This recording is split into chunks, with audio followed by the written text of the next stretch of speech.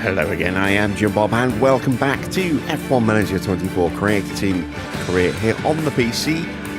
We are back from the mid-season break and it is time for us to head to the Dutch Grand Prix at the circuit in Zandvoort.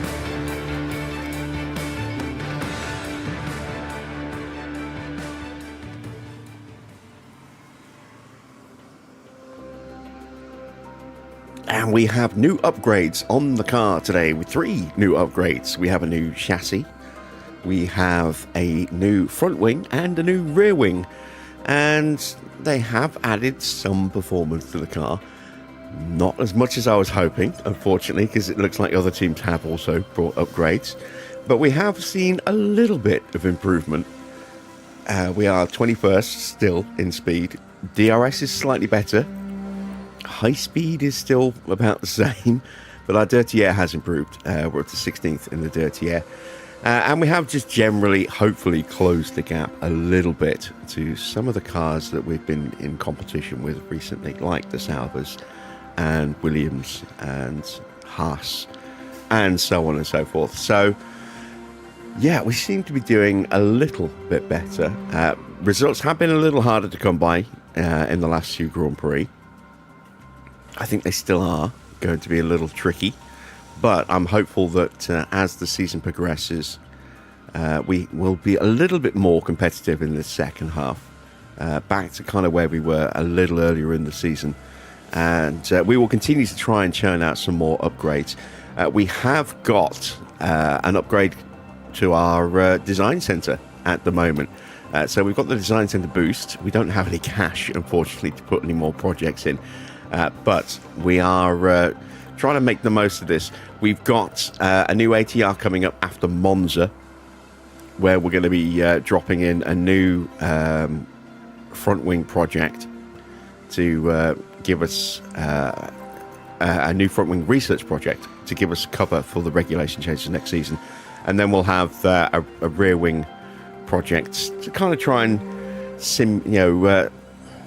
not simulate, what's the word I'm looking for? Supplement our development there as well. We'll try and get a couple more in as well, and we'll try and squeeze in a couple more upgrades if we have the cash. But we want to try and use this boost that we're getting in our design center to try and focus on improving our research for next season. We're not in a lot of peril in terms of covering off the changes. If we take a quick look at the rules and regs for next season, we've got one chassis project that we've got put through at the moment. That might be 2, I'm not sure. We haven't done a front wing project yet. This and the rear wing are the only things affected by the reg changes for next season, and we haven't done either of those yet. But we've got 2 ATR periods left, and we're going to use one on the front wing and then the other one on the rear wing, and then we're just trying to now drop in some small projects just to supplement the rest of the car across the remainder of this season, ready for next year. I think next year is also potentially going to be a tough year. We will have some extra engine components next season, thanks to the rule change that we voted through earlier. So that'll help. We still sit in 7th place, just those 2 points that we picked up at Monaco. But we are ahead of Williams, Sauber, Haas and Alpine.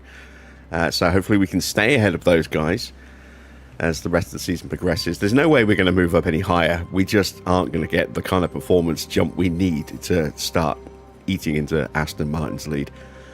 But as long as we can stay ahead of these guys, that's our aim.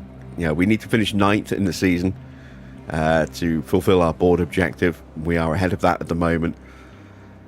We've been living off those points that we got at Monaco, so we'll keep our fingers crossed that we can actually stay there.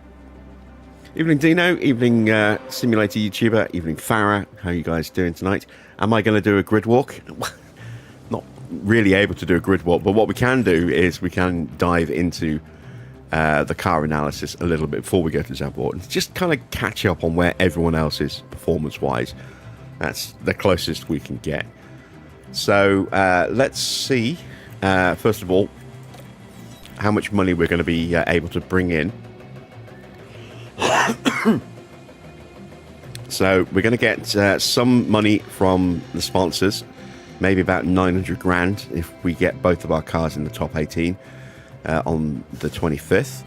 And then again on the 1st, we'll get the chance for the same at Monza. Monza, I think we've actually got a decent chance of achieving that, simply because of the way that we tend to race at Monza.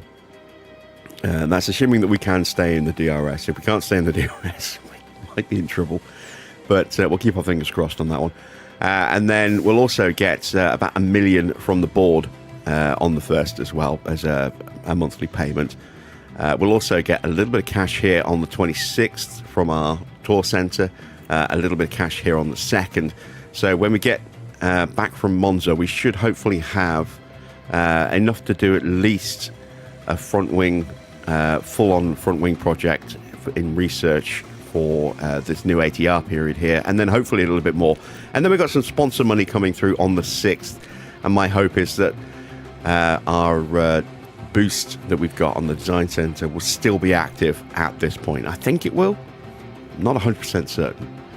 So we'll just have to keep our fingers crossed there, and then we can just drop as much in as we can. We've got about 6 mil or so coming here, 6.5 mil, something along those lines. So, yeah, all of that will go straight into working on the car. Right then, let's take a look at where we sit amongst the rest of the grid, shall we? So we know our performance is pretty poor, as you can see, really not great at the moment. But let's take a look at where we sit against the rivals. So Williams are probably our biggest rival at the moment. In terms of numbers, it doesn't look great. But what's actually looked like in terms of performance? Well, we have not really closed the top speed gap much. We're still about 1.5 kilometers down. We're maybe slightly closer than we were. We've slightly closed the acceleration gap, but barely. We have got back on terms in terms of DRS, so that's good, because they were a few percent ahead of us, about 4 or 5% ahead of us there, so that's good. Still down a little bit in the low speed, and the medium speed's down quite a bit as well. High speed is a little bit closer, and we're much closer in terms of the dirty air performance. We've got more tyre wear than them. We've actually had pretty good tyre wear so far this year. So we are ahead of them by about 6.5–7%. We are down in engine cooling, but I'm not overly concerned about that. So that's where we sit against Williams. Haas have been quicker than us, but they are still a team that eats their tyres. They're not as bad as they were. They were at, 19% earlier in the season. They're up to 35% now, but they are still eating their tyres. We need that to continue as long as possible. And they can see the difference in rankings against Haas. So Haas have got a bit of speed on us. They've got a lot of acceleration on us. We've actually got better DRS than them.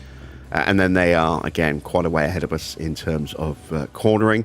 We've got a better dirty air stat than them, much better tyre wear than them. And the actual numbers bear that out, as you can see here. So we're down about 1.3, 1.4 kilometres. So a little bit closer in speed gap to them than we are to Williams, but not by much. Closer in acceleration, I think. No, actually slightly further away in acceleration. But we do have that 2.5% or so boost in DRS, which is quite nice. We're a little bit closer in the low speed. Slightly closer than we are to Williams in the medium speed, and not too far off in the high speed. And then having that little 1.5% boost in dirty air will help us a little bit there. Let's also take a look at Sauber. So on the rankings, Sauber's car, again, much better acceleration than us. Speed is definitely closer, and we're much closer in terms of downforce. In fact, we're actually ahead of them in the high speed, according to this. Well, we're tied in the high speed, but we're ranked slightly ahead of them. We've got a slight edge in dirty air. We're very close in the medium speed, and we're not too far away in the low speed. Got that nice little 3.3% advantage in DRS. Again, still down a lot in acceleration. Much closer in terms of kilometre speed difference. We're only less than 1 kilometre an hour slower than them in terms of top speed, so that helps. And then tyre wear. Valtteri is still having to box, more times than we are, because the Sauber tyre wear is still pretty bad as well. They're at 42% now. Again, that car has improved slightly, but that's another one that has been eating its tyres. And then let's take a look at Alpine. So we're much closer in terms of speed to Alpine. We're only, 0.2 kilometers now behind them. That's much, much closer. We're slightly ahead of them in acceleration. Essentially, we're about the same, but we do have a fractional edge there. We are down a very small amount in the DRS. We're down a little bit in the low speed, a little bit in the medium speed, and a little bit in the high speed, but it's not too far off across the board there. Slight edge in dirty air. And again, the Alpine has actually a lot worse on tyres than I thought it was. So they haven't really done much at all, by the look of it, across the season to improve their tyre wear. If they're still down there, they're actually the second worst team now, which is a bit of a surprise. And now we're going to take a look at the upper part of the grid. So Ferrari have been pretty dominant this season. And there you can see the gap that they have over McLaren. Ferrari comfortably have the best car. As you can see, they're quickest, they've got the best DRS, they're best in low and medium speed, second in high speed. And they're best in tyre wear, second best in engine cooling, lightest car. These guys are on fire in terms of the car that they've put together this season. They really are doing a really solid job. That's quite a nice little advantage they have over McLaren in the acceleration. But there has been some inconsistency. So Leclerc, despite having won 5 Grand Prix, sits third in the driver's standings. Norris has 4 wins. Sainz has 4 wins. Oscar is working his way back up towards Verstappen. I can see those two swapping places at some point. And let's take a look at Red Bull, who are currently third in the standings. They have a little bit of a deficit in speed. They actually have a slight edge in acceleration. They're down a little bit to Ferrari in DRS. And then that's quite a big gap, if I'm honest, in low speed. Really quite a big gap. And again, in the medium speed.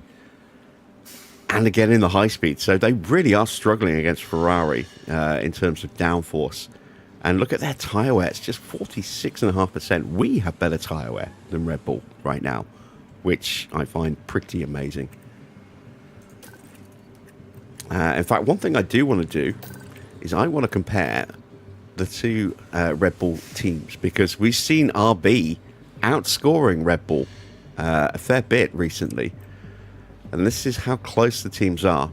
The sister team, RB, is down in top speed but up in acceleration, down in DRS, but they have an advantage across the board in cornering, better in tyres, better in engine cooling, but they're down in dirty air performance. Let's break the numbers down. So they're down 0.4 kilometers an hour, but they've got a slight edge in the acceleration. They're down about 10% in DRS, but they're up a nice little bit in the low speed. A small amount in the medium speed, and a minute amount in the high speed. Dirty air, they're down about 3.5%, but they're up over 10% in tyre wear, and about a percentage point in engine cooling. It has been very interesting to see how Yuki and, to a lesser degree, Ricciardo have done this year in comparison to the main team, Red Bull, with Max and Carlos. Max and Checo. Max has been, more often than not, the lead scorer out of the 4 drivers, but Yuki's been up there a lot. And Yuki has finished ahead of Max a few times. Ricciardo is starting to outscore Checo on a pretty regular basis as well. So we are seeing Red Bull closing the gap slowly but surely to Red Bull. And I can't wait to see if these two teams do end up going head-to-head. Let's take a quick look at the standings. So here you can see Red Bull there coming under a little bit of pressure from their sister team. It's only 5 points that they were outscored by, but this has been happening consistently now, where RB have just been nibbling away. And while the gap is still pretty big, There's still quite a few races to go, and if Checo continues to struggle and RB continue to improve their car, that gap could get smaller, potentially quite small. All it takes as well is a retirement for Max, and RB are going to gain a huge number of points potentially. So yeah, that'll be interesting to see how that goes on. Ferrari and McLaren, it's advantage Ferrari, as we've seen in terms of the car performance and in terms of the standings, but it's advantage McLaren in the Drivers' Championship. They are ahead of Sainz and Leclerc. You can see Lando's been on the podium 12 times this year. Leclerc's only been on the podium 9 times, but has that extra win and a sprint win against his teammate, and just the extra win over Lando, who also has a sprint win. So Lando's been pretty consistent with his scoring, which is why he's up there. Leclerc has been blisteringly quick, but has had all sorts of issues plaguing his chance of scoring big points. Is there any difference between Checo and Max's car? That's a good question. Let's take a look, shall we? I don't think there is, but we shall investigate. There is at the moment. I don't know how long that's been going on, but it's not substantial differences. So it's just a tiny little bit there. Negligible difference there. We're talking 0.7% there. Slight edge there. Slight deficit there. Slight deficit there. The cars are essentially the same. There's just going to be one slightly better part on one car, I think, by the look of it. On one car. And then maybe a slightly better part on the other car. And it's kind of balancing out. So there is a slight advantage for Max, but it is negligible at that point there. And now it's time for us to jump across to Zandvoort. So we are going to go back to 18th or higher. We have been going to 20th recently, but we need to try and maximize our financial return again. So let's see how we do, shall we? Let's go to Zandvoort. Hello, and a very warm welcome as we prepare for the Dutch Grand Prix. We're back from the summer break with topped-up tans. Vacation, though, is now over, and it's time to get serious on the track for the second half of the F1 season. Lando Norris delivered for his team in the last race and will head into this weekend with plenty of confidence. Can the Brit bring it home in this round too? Now let's crack on with the weekend.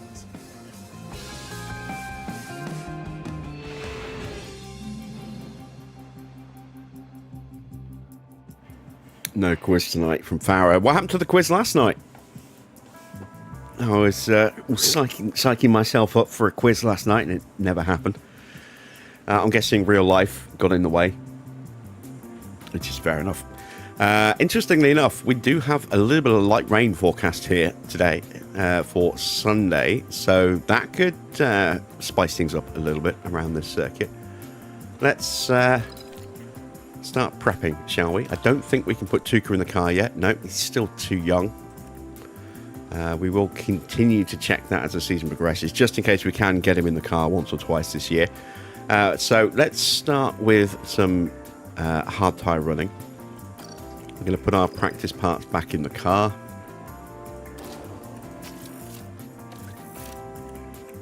There we go. At some point I would like to maybe buy another ERS for Mick, but we'll have to make do at the moment. Set up for Zandvoort. We're going to go quite high on the front wing. I'm going to start with a full 10 on the front wing, and we'll go with a 13.5 on the rear wing. I'm just going to push that to a 6.4. We're going to be looking somewhere around the, I think, the 7.3 to 5.5 kind of window. probably more likely to be a 5.5 or a 6.4. So we're going to hover around those two. And then we're going to go with just a little bit of extra camber and a bit of extra toe. It's normally 21 laps around the circuit, because again, it's another quite short lap. So we are going to go with... let's see, we've got to boost our car part knowledge again, haven't we? We're going to go with 32 laps of fuel. And just do one single run of 32 laps. Let's move over to Teo's car. Evening, Wayne. Really are up against it in terms of parts on Teo. As you can see, we've now got that new ERS, so we will be facing a penalty with Porsche tonight, because we do need to get that in the car. Now that we have finally afforded that. And I do need to buy him a new gearbox at some point soon as well, because we're down to just one real functional gearbox, and these two practice gearboxes aren't going to last very long. So yeah, still more expense to come, and another penalty to come for Teo. Right, so with this one, we are going to go with a 5.5. We're going to go with a 10 on the front wing again, and a 13.5 on the rear. Going to go 5.5 in the middle, and then I'm going to push that all the way up, and then I'm going to bring that up a bit more. Go to something like that. Again, we want to run with 32 laps to give us that time to try and improve our car part knowledge. Now that we've got those 3 new parts on the car. Hopefully we don't have another wreck from Teo tonight. Normally I put new parts on a car and he immediately crashes and wipes out the car. So if he does that again tonight, I think we will probably look at trying to replace him for next season. He's quick, he's also reckless at the moment. And we are good to go.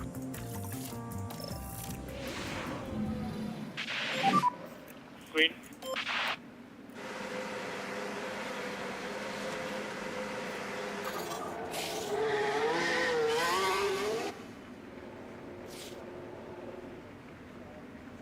Might want to touch some wood there, Jim. This is not that kind of stream. Copy, cover new check. It's pre 9 o'clock, Okay, so pre watershed. those brakes and tires. Copy. Radio check. No getting of wood, no touching of copy. wood. Keep loading the tire as much as you can, okay? Copy.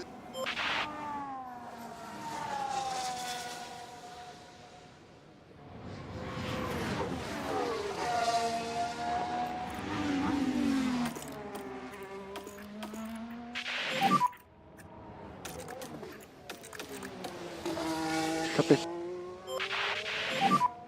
We need cleaner. Copy that.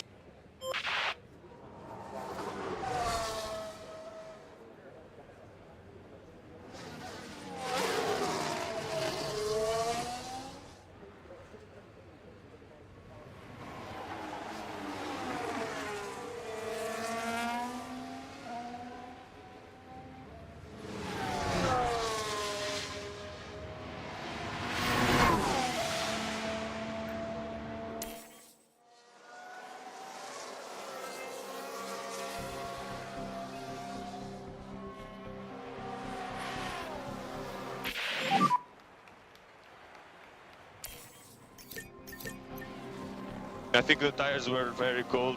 So a little bit of news out of F1 circles. Carlos Sainz Sr. has officially announced that he will not be running for FIA president. The main reason he cited was that he didn't want to impact his commitments in the Paris-Dakar rally this year. We might see him pushing another run at some point in the future, but for now it looks like we are going to be stuck with Ben Sulayem.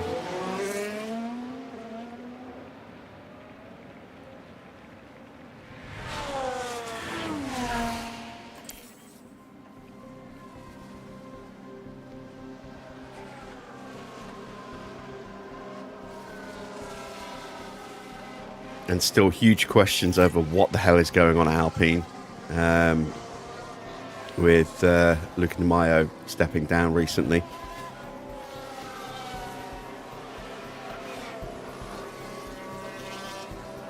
There's a yellow flag now. It does make me wonder if we are getting closer and closer now to an Alpine sale. Di Maio always said that he would never sell while he was there, but he's not there anymore. So who knows? And it does kind of open up questions as to what's going to happen to Briatore going forward as well, because he was brought in not as an official member of the team, but as an advisor to Di Maio. And with him not being there anymore, what does that do to whoever comes in? Does he turn around and get rid of Briatore? How was the balance? I hope so. Balance is Just fine. for the look of the Okay, copy. for the look of the integrity of the sport, because I just don't see any reason why he should be allowed back into F1. Copy that. I really don't. He has such a shady history, not just in terms of Formula One, but before that. You know, just go down that Google rabbit hole and look at his background, and you'll understand exactly what I mean. You know, very shady character.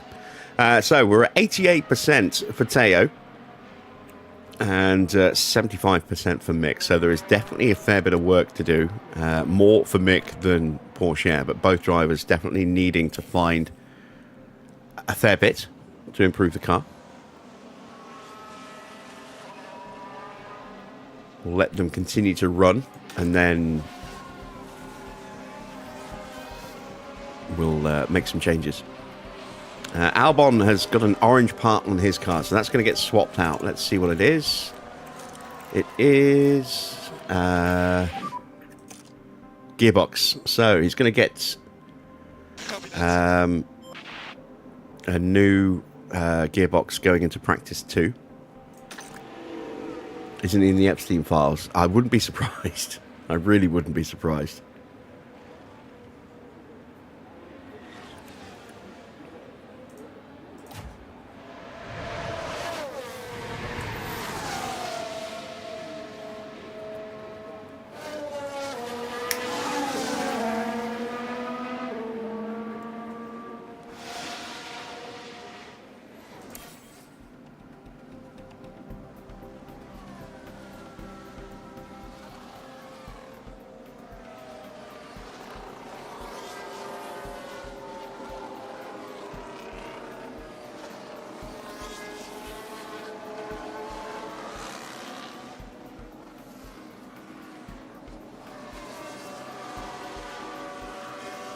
Let's take a look at what we've got in the way of rookies. Pato O'Ward is back. It's been a while since we've seen him, but he is back for McLaren.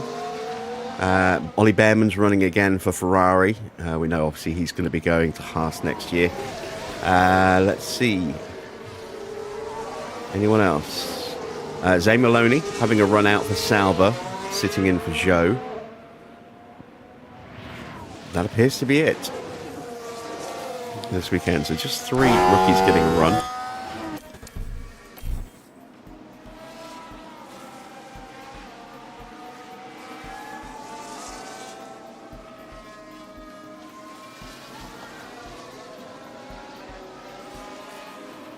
And there we go.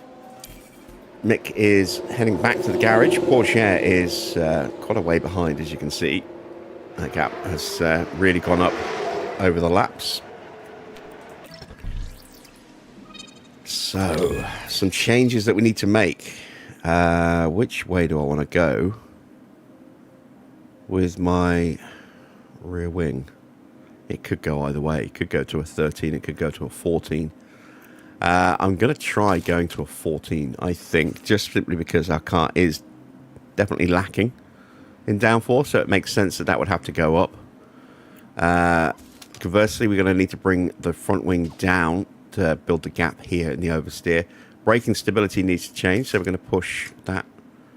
Oh, actually, that makes that a problem. So We're going to need to move the roll bar as well. Let's go to a 5.5 on that. And I'm looking at the wrong thing. I'm looking at the toe that needs to change.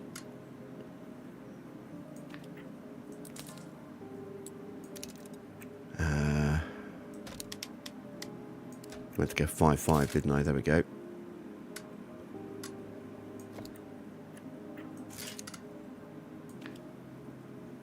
Let's give that a go. So we've got a decent sized gap where we need it for the goods. A very, very small gap for the great. Let's see if that works.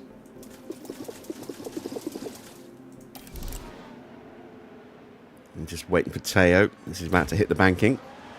With a little bit of a queue behind him. One of the Salvers, and I think Hamilton as well. Yeah, we can go. Copy, copy.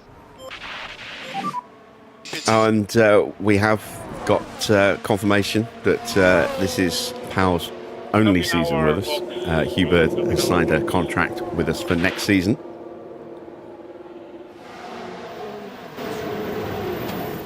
So that'll be a really big engineering improvement. So we're bang on here with the rear wing. We are off here, so let's push that up to a 6.4. And then it's a small change, and a small change. We'll just see. I don't know if that will be enough, but we'll try it. We might need to make some further tweaks, but that's a good starting point, just changing our roll bar there.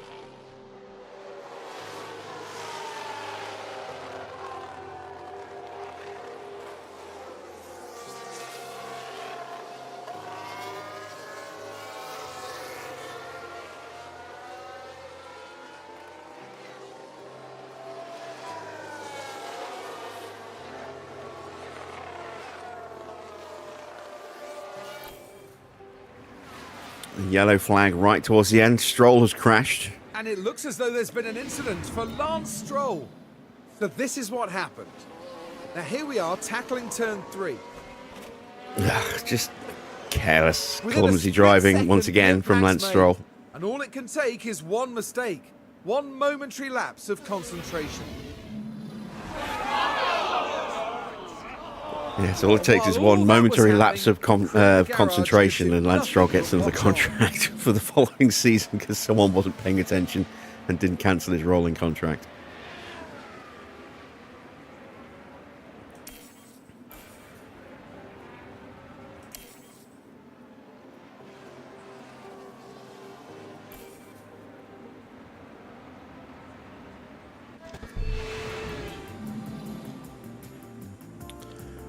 Righty-hotty.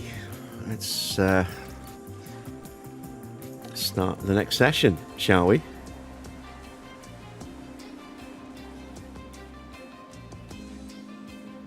Southgate's been given or added in the honours list, has he? You haven't forgiven him for the penalty miss at Euro 96. Have you forgiven him for the Pizza Hut advert?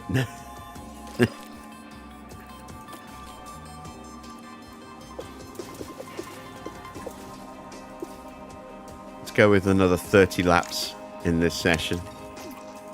We've gained 11% so far on our car park knowledge this weekend.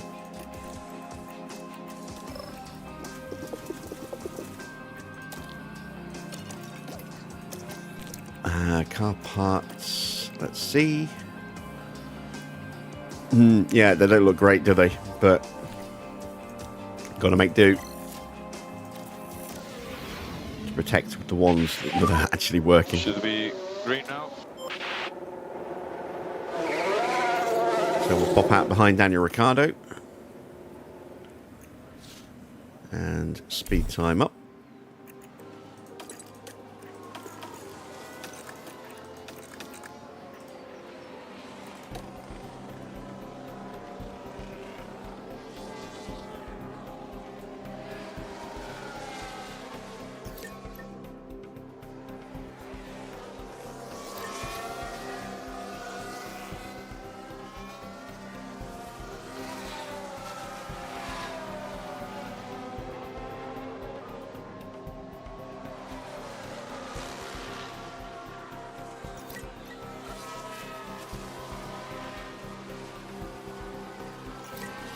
A little bit of an issue for Perez. Is that just component wear, or is he damaged an underfloor? I wonder.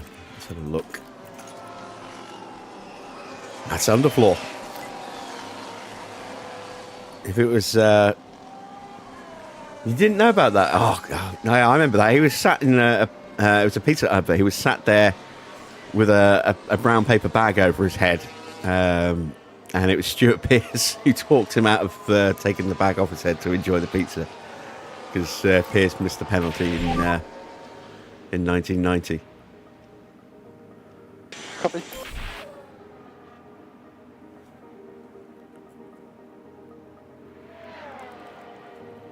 I'm sure it's on YouTube somewhere. Evening, Victor.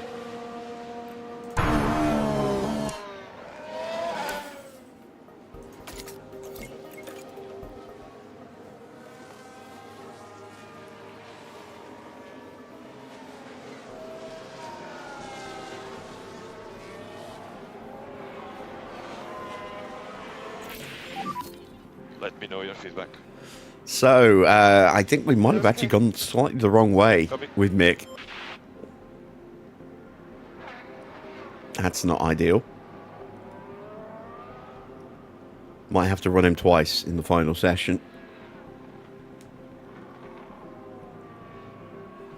In fact, let's run him twice in this session, shall we?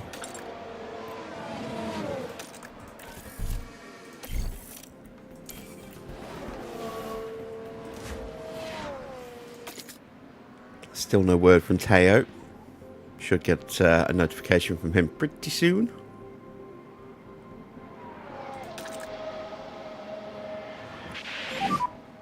Oops. Speed limiter on. Stop in position.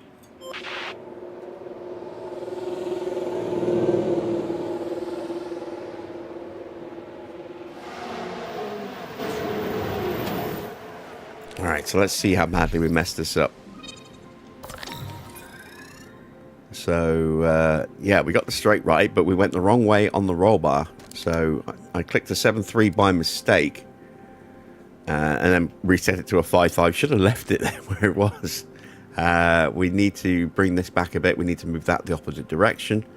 So, let's bring this back to about there. Let's bring that back. I don't know if it's about there. Maybe bring that back a little bit more. I'm starting to wonder if that maybe might go to an 8.2. And then we'll push the front wing up a little bit. And that gap keeps getting smaller.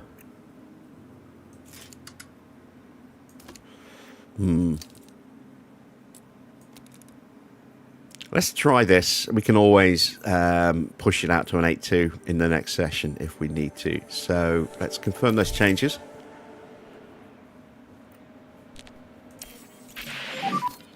Feedback on balance when you can. And we've actually gone back 2% on Teo as well. So let's call him in as well. Copy that.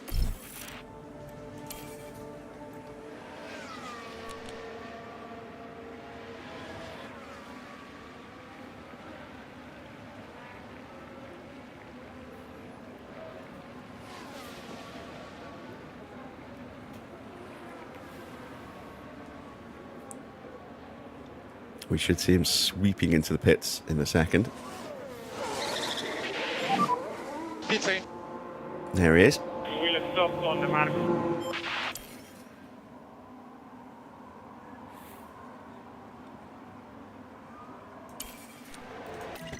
So where do we need to change here? Okay, so we're too high on that, and too high here. That will leave there. Bring that in a bit more so we can push that back up again. And we'll give that a go. Again, we might be looking at a roll bar change on that, but we'll find out after this run, I suppose.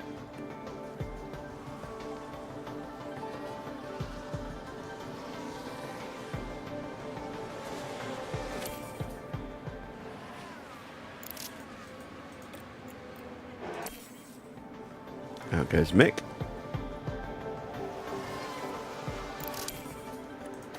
And out goes Teo.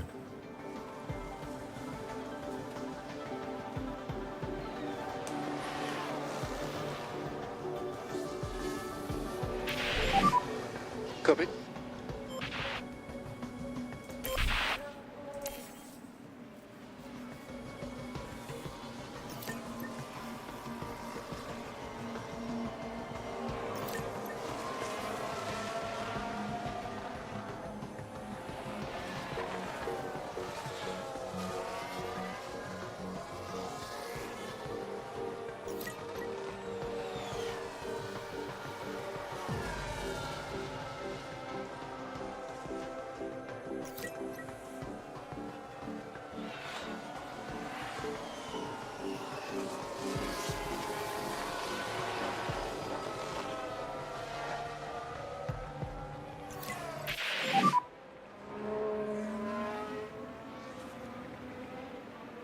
So a friend of mine recently got the Blue Light of I Death think the on their tires were very PS5 cool. and just heard back, and it is the motherboard completely fried on hers.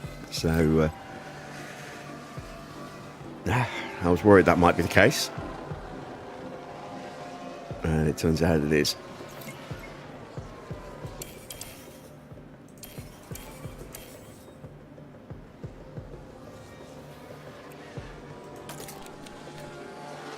Okay, so we are.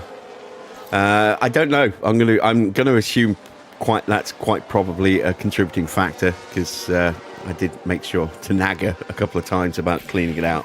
But she's normally been reasonably good about cleaning it. She just hadn't done it for a while, I don't think. Good in the car. Yeah. Or I might be confusing her with someone else. Actually, she might have never cleaned it. So I'll have to dig into that later after the stream. She's back on her PS4 at the moment, so I'll make sure that she cleans that. Mine's due for a clean in the next week or two.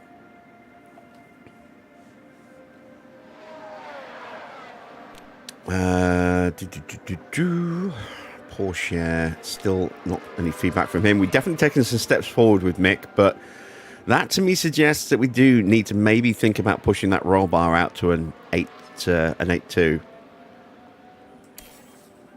We'll check when we finish the run. Copy. And 97 for Teo, so we're just a little bit off on that. Just a minor adjustment needed there. Okay, copy. It's the end of the race.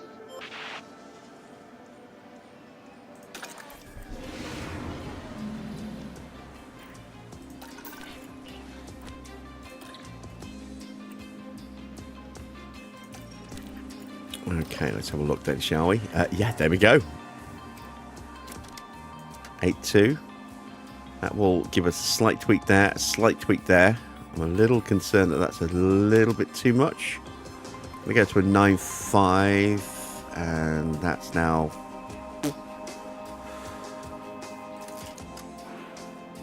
You know what? I'm going to leave that on a 10. I'm just going to bring that in a little bit. We've still got a little change there and a little change there. That could be it. So we're going to run mediums again. I'm going to run for 25 laps.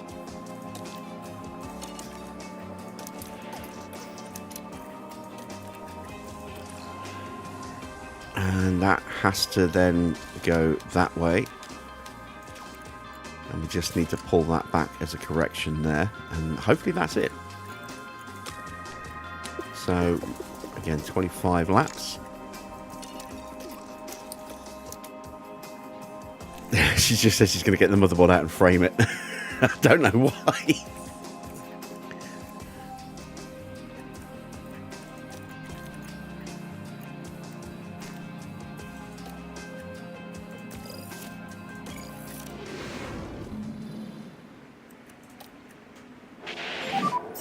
Should be green now.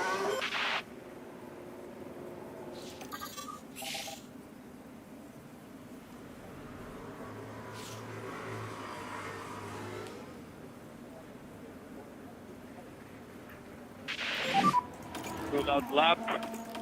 Understood. I've always just cleaned mine myself. Copy. So just work on tires here. Copy, copy. Get cleaner.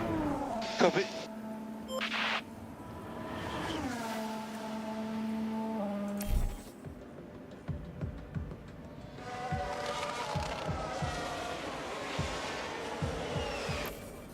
Oh, Magnussen has done something silly. VSC. Take the covers off. I try and take the fan out and give the fan a clean. Haven't gone into the radiator. But I take the covers off, clean out all the vents, clean out the fan where I can.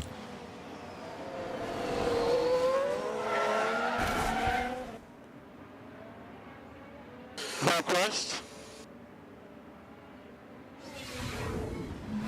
And not much that the team can do about that one. Well, there is something they can do. They can get rid of Kevin Magnussen for next season, which, surprise, surprise, they've done. Ollie Behrman will be taking that seat next year. No, I don't think you ever did send me the picture of your Sparrow.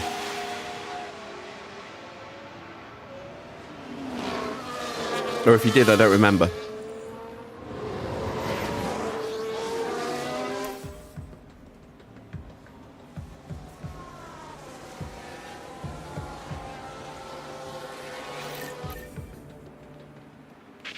Right, VSC is ending. Copy.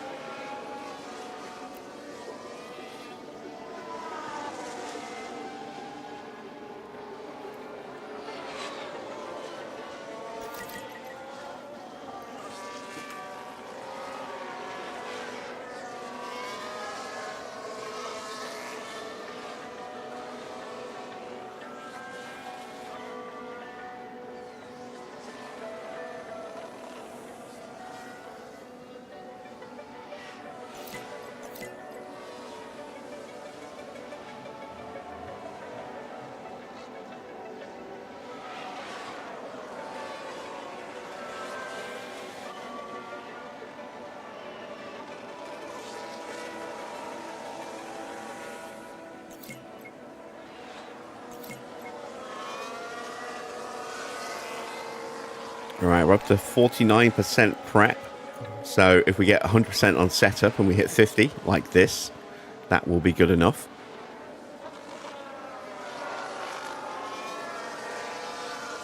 Getting very close to running out of laps, actually. 91% for Mick, so he is going to need to run again then, potentially.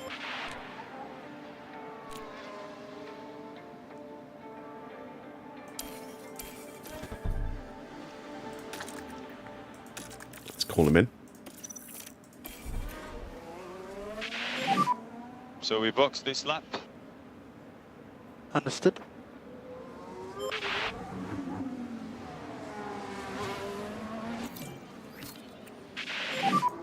Give me some feedback for And now. we are perfect with Teo.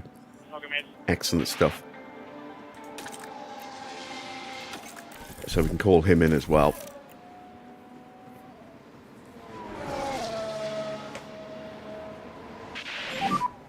Copy, penetrate. Pit limiter on, please.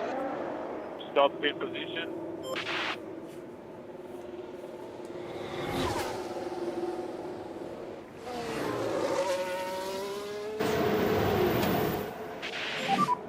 Pit lane. Okay, so we did end up going the wrong Stop way on with the the front right. wing. Let's take that down to a 9.5 then.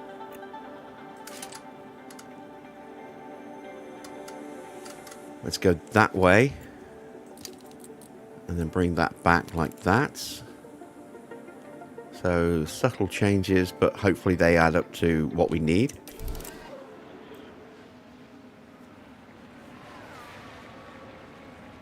In comes Teo.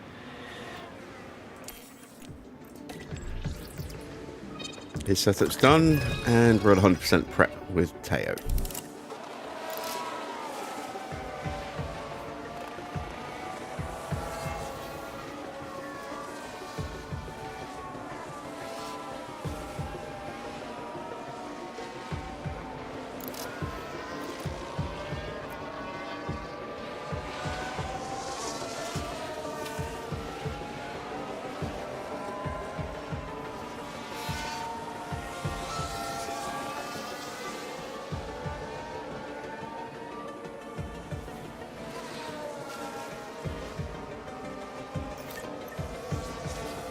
I'm toying with the idea of taking the risk of actually running Porsche with the damaged DRS and just living with potential issues, and then waiting till I can afford to get a new gearbox on him, which will be after Monza, and then take a double penalty for the next Grand Prix after that. But it does mean I've got to go 2 more weekends on a very, very, very degraded ERS unit. Might be a bit too much of a risk. I certainly don't want to struggle through this weekend and then have to take a penalty at Monza, of all places. So, yeah, maybe we'll take the penalty here and just have to take the second penalty for Teo.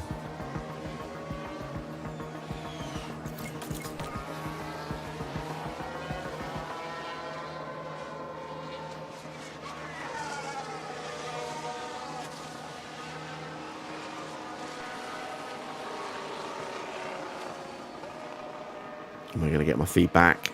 It's going to be close. It's going to be close. Come on, Mick. 97. But that'll be close enough.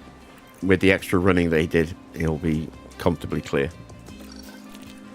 So, oh, well, no, he's not. I am surprised. I am very surprised. All right, well, we are ready for qualifying.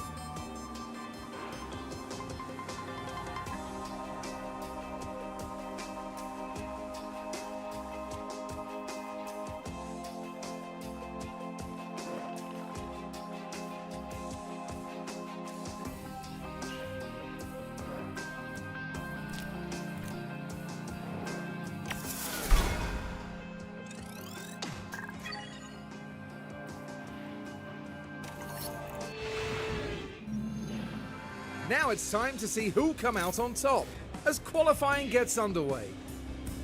Good overtaking spots at Zandvoort are few and far between, so there's a lot of pressure to get qualifying just right.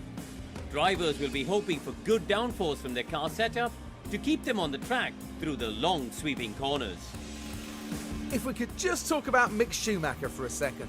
Given his recent form, how's he going to be going into this session? We saw some disappointing lap times from them in practice. It could be that the team were experimenting with the car, but the pressure's now on them to deliver. Strap yourselves in. This is Formula One.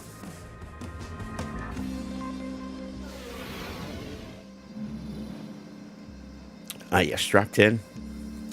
Good. Then let's begin. So, where did we go wrong? We are just off here. Okay. I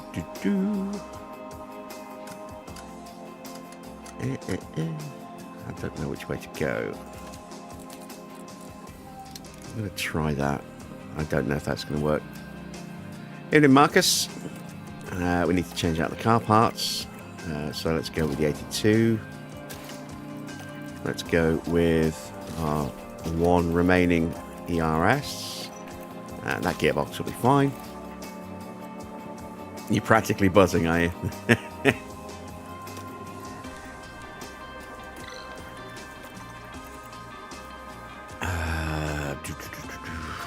Got to go with the 53. It's going to be a rough weekend for Teo. If he crashes now in practice or in qualifying and destroys this ERS that I've just put in the car for him, I'm going to be so pissed.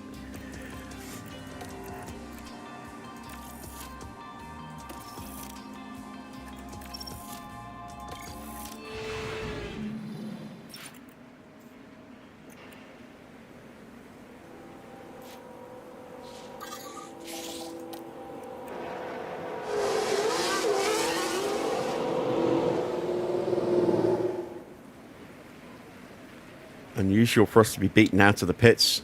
We're normally the first team out. But, George was instantly like, I'm going.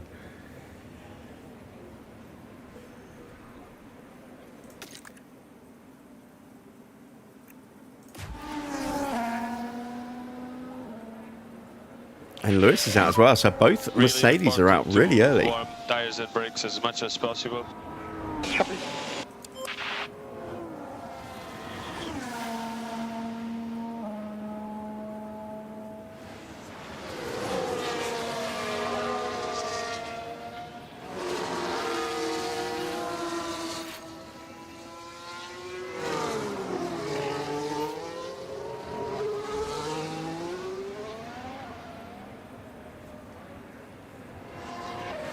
Albon and Leclerc out as well, so one of the big heavy hitters will be setting very early pace in Charles Leclerc. Yeah. Sorry.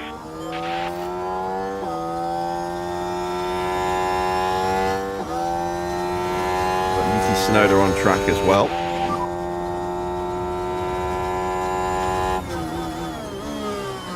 Okay, let's go, let's go. And here comes Piastri.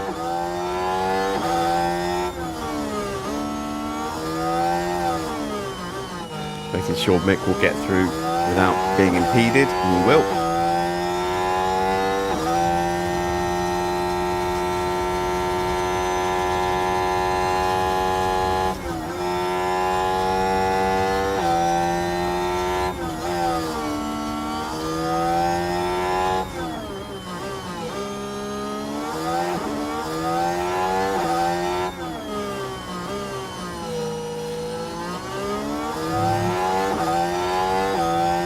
We go past Yuki Tsunoda without any delay, that's good. Let's check in on Mick. I think Mick should be okay as well. Hamilton fractionally quicker than George through that opening sector. Mick is down a tenth in first two sectors to Teo. And Leclerc now goes quickest in the first sector. We're a second off the pace of George. That's not too bad. Evening Comet. Hamilton's quicker than George in the middle sector as well. And Mick is down about 3.5 tenths to Teo. Really slow in lap. I'm wondering how much of that is down to Teo maybe getting a little bit of a distant slipstream from George. Hamilton goes quickest by less than 0.05 of a second. Here comes Charles Leclerc. He's going to obliterate the field. And there he goes, nearly 4 tenths quicker than Lewis. Early pace set from Charles Leclerc. There's definitely going to be a lot more pace to find. This track should ramp up pretty quickly, I think, towards the end of the session. There you see, a huge amount of extra grip will be available at the end of the session.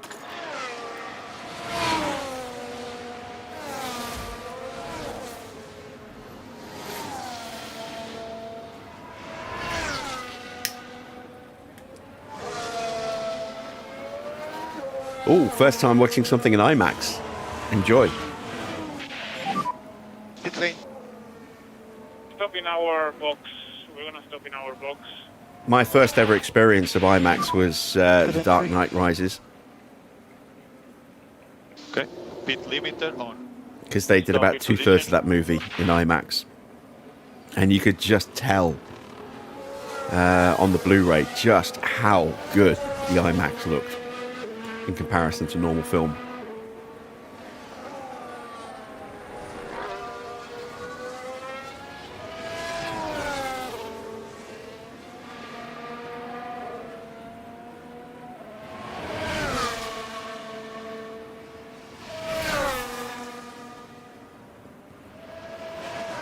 So Oscar's P2, Norris goes P5. He's actually slightly slower than both of them in the Mercedes there, which is a little bit of a surprise. Still plenty of time for him to improve his pace. There's Hulkenberg. We are now in the pits. Let's slap on a new set of tyres. Or sorry, the same set of tyres and do another run.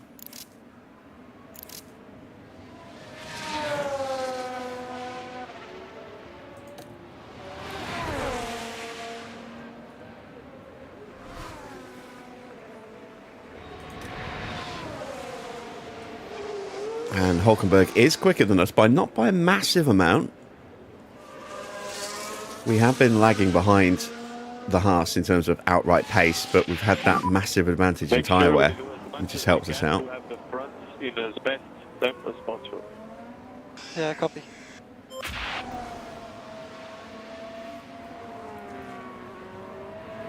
Lanana's retired. How old is he now? It's going to be what? Mid-30s? 36, 37?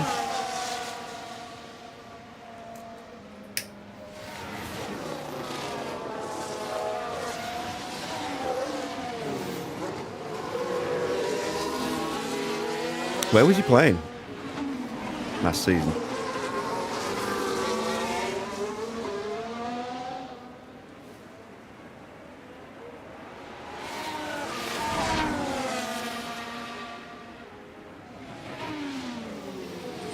Southampton. He's had a decent career.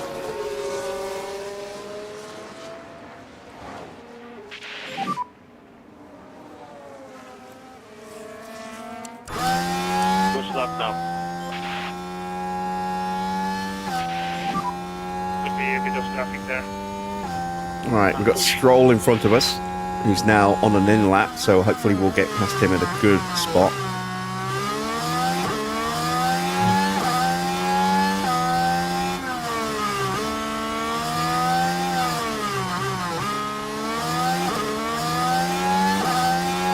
Go. And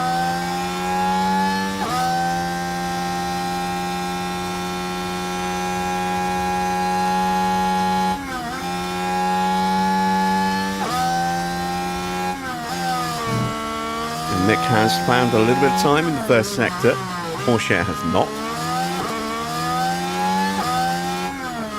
Alonso goes up to P6. Ricardo P7.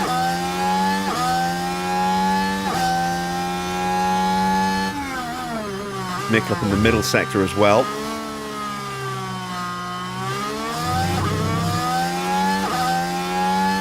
As we head into the banking, Porsche down.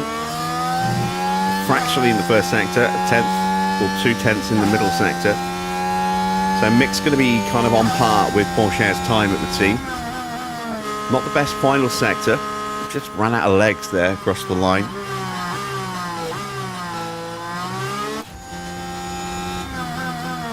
Not a good lap for Teo, just down in every sector. We are 11th and 12th, and I can see us getting bumped. Sainz now is gearing up for his flying lap, as is Verstappen. There is Max. Let's follow Verstappen.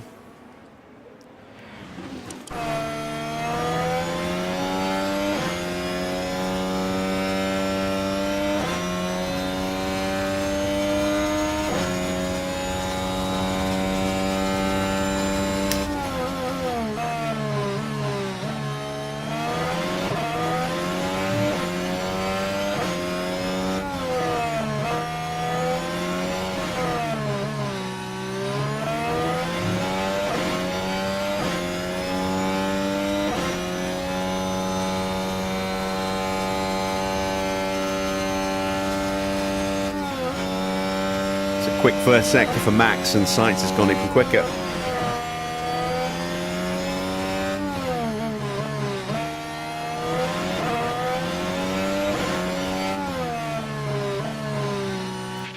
I still kind of want Sainz to win the World Championship this year, just so there's a World Champion at Williams Pit next year. limiter on. Stop pit position. And he is up by about 2-3 tenths at the moment. Pit lane.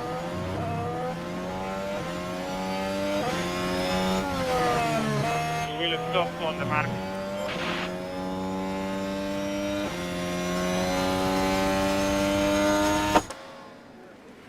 Across the line for Max.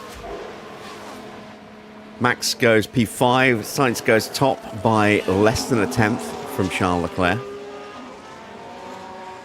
This is a circuit where, again, fine margins can be quite telling when it comes to qualifying, and you can see that the Ferraris are a couple of tenths quicker than everybody else at the moment.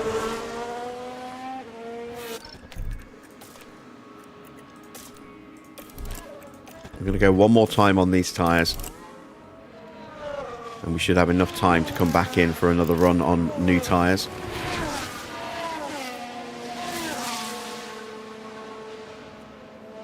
At least I hope so.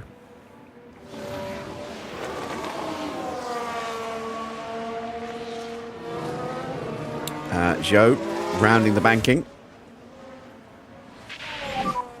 Good out lap now. Copy. I've got your mirrors, not sure who's pushing who's not. And he's only good enough for 19th place.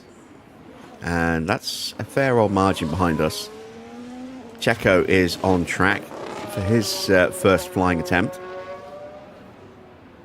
Gasly also starting his flying lap. He's in turn 1 at the moment. Magnussen now starting his flying lap as he crosses the line.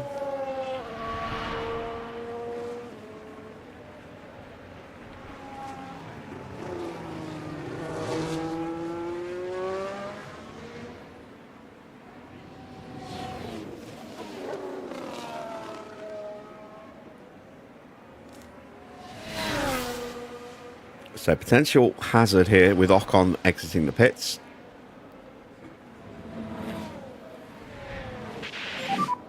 Go, go, go, go, go. Have a good one. And now we've got Norris, I think, popping out in front of us. No, Piastri.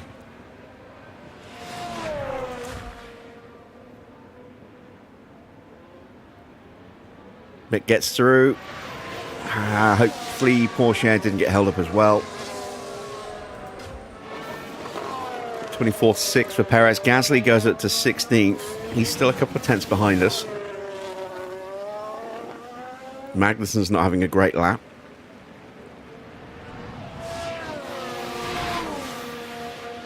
And both of our drivers have found a bit of time in the first sector.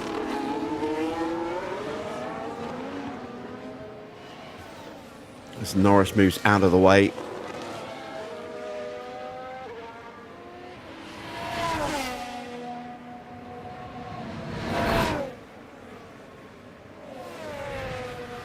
And Perez goes up to P10. Right, here comes Teo and Mick. Not the best middle sector for Mick. Porsche's up in both sectors so far.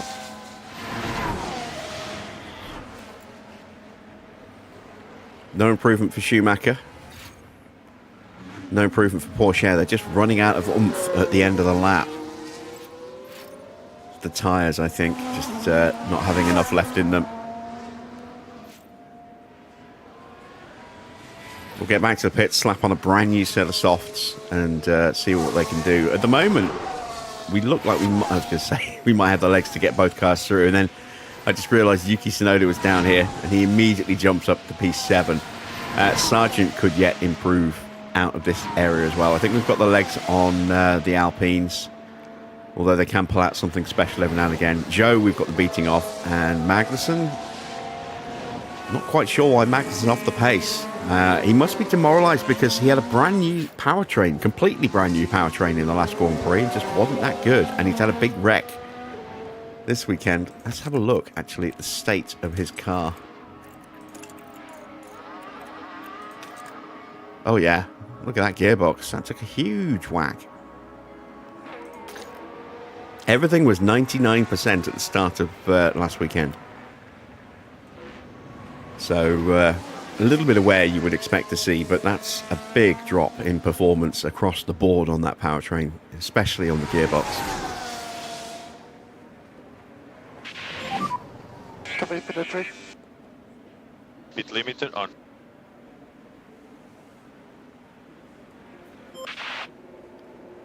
So track's going to be at the best condition now. We're going to go out with a brand new set of soft tyres. Unfortunately, the field is quite spread out as to who's on an in-lap, who's on an out-lap. We are probably going to hit some traffic.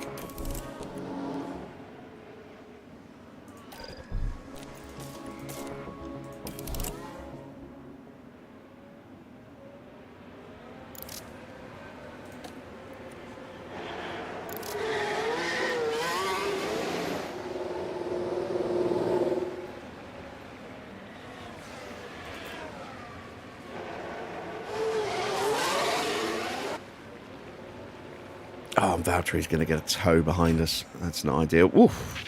Nearly You need to work the tires. a more. collision with Alex Albon then. Copy.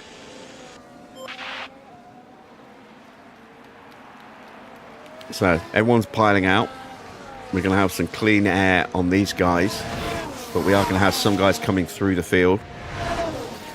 Hamilton's now just starting a flying lap, so he's going to catch and pass Porsche. Mick will be fine.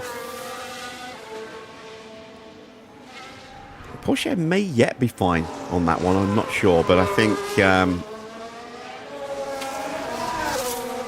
actually, I think he might be okay, actually. Valtteri's not as close as he could be, so that's good.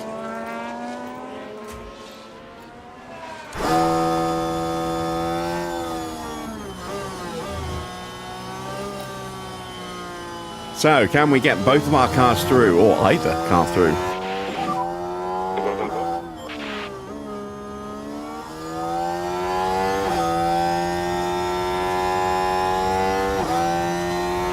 New tyres, track's in its grippiest condition. One lap of flying lap fuel. What can we do?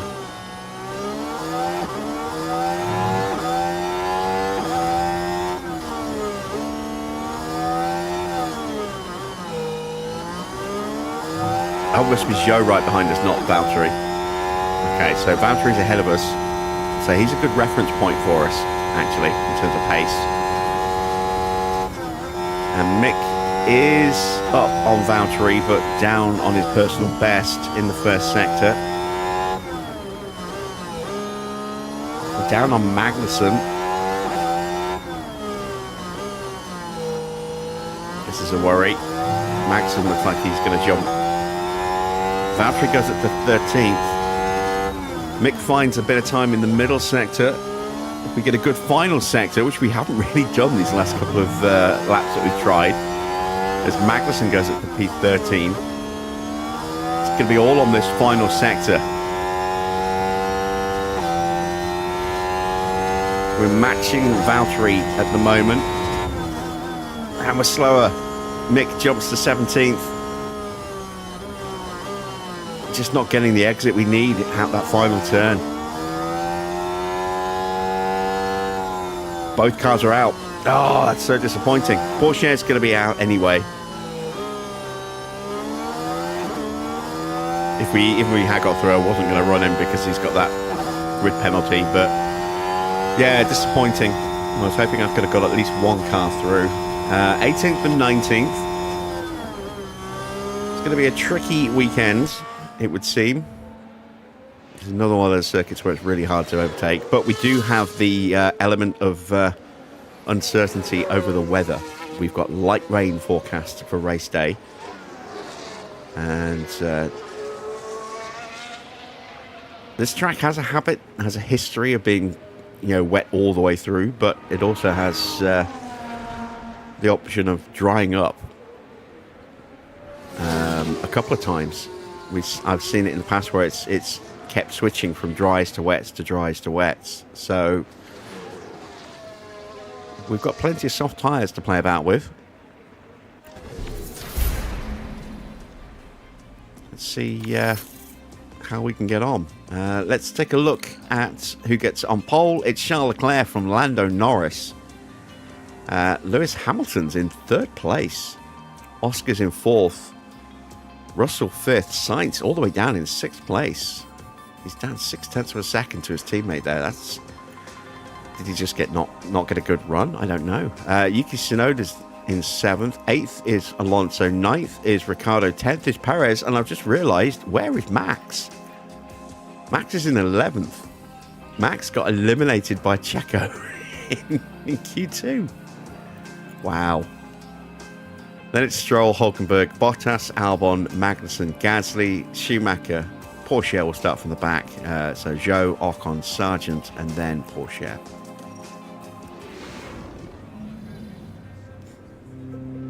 It's a tremendous atmosphere once again here in Zandvoort, with 72 laps awaiting the drivers here today. Zandvoort's highly banked corners make it one of the more unusual Grand Prix circuits. Dutch driver Max Verstappen won with a dominant lead here in 2021, driving the home fans to a frenzy as he did.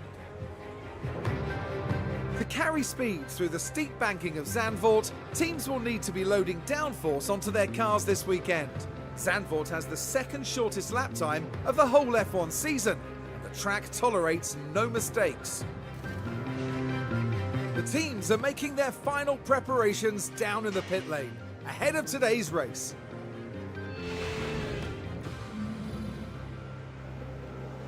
All right, let's take a look at the starting grid. So they see a 10-place penalty for Teo for that new ERS unit. Let's take a look at the weather, and it's going to be dry to wet to dry, it would seem. Let's see what they're predicting. So Mick is saying box around lap 31, then around lap 57. That's Porsche, I think. Lap 32 to 59, so pretty similar windows.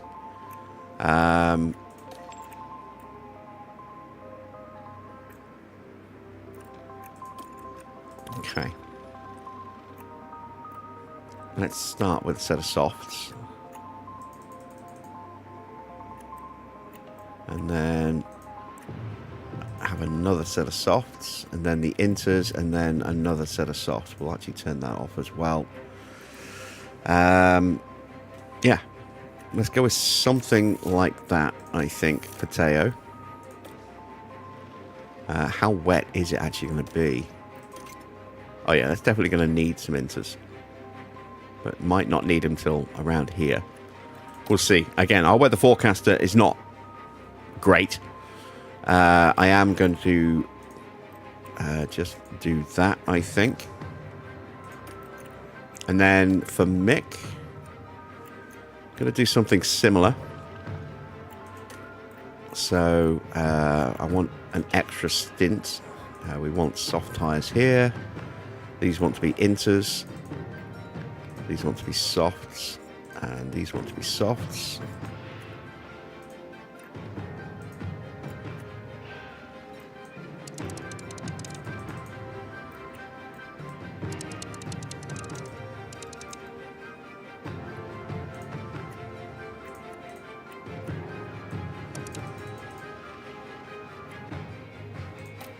There we go.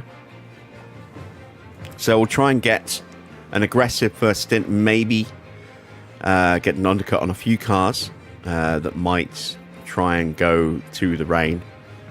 We know that some of the cars we're going to be competing with have got really bad tyre wear, so they're probably going to undercut us because they're going to be aggressive on their tyres as well. So, yeah, let's see how we get on with this. I'm going to just push the fuel for the opening laps, but we're not going to take any out. We're not going to add any in either. We'll try and recoup some fuel here, but this is definitely a circuit where I think we're going to get lapped. We ended up at 95% overall in the end.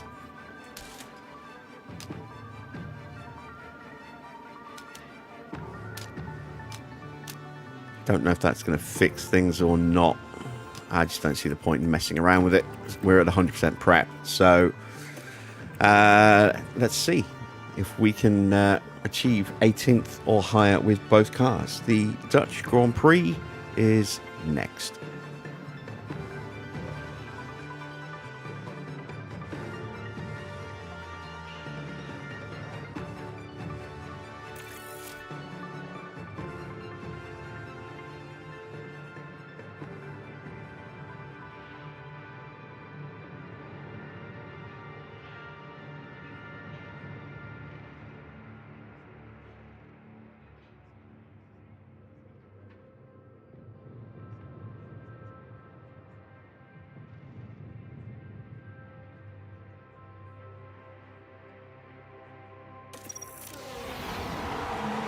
The anticipation is really building here. The fans in attendance are absolutely buzzing with excitement. We look now to Esteban Ocon, who's clearly ready and raring to go. P20 is definitely not where any driver would want to find themselves. But they've got to get their head down and work hard. But remember, anything can happen in Formula One. The drivers are ready and the crowds are waiting. It's the Dutch Grand Prix. And it's lights out and away we go. Okay, who's going to win the race into turn one?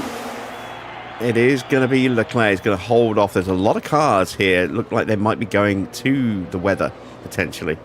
So, yeah, that'll be interesting to see. We are going to be a little bit more aggressive. Let's cut to Mick.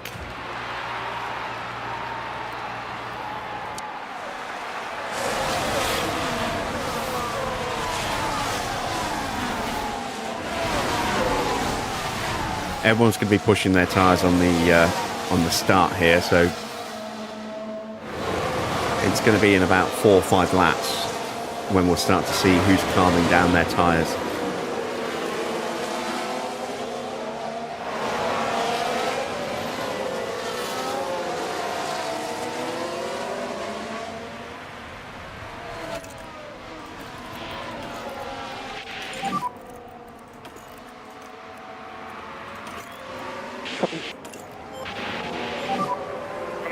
So Mick having a little fight with Joe. Pourchaire has got himself past Logan Sargent. He's up a place. DRS enabled.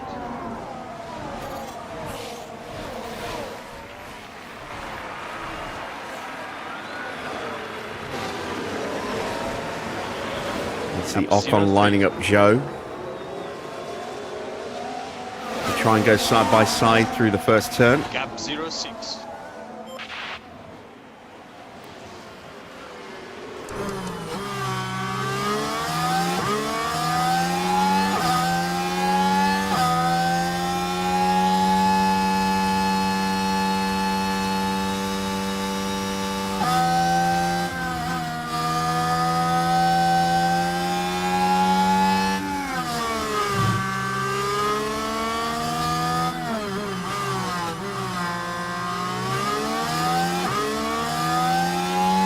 And we have a yellow flag. There's Valtteri running wide.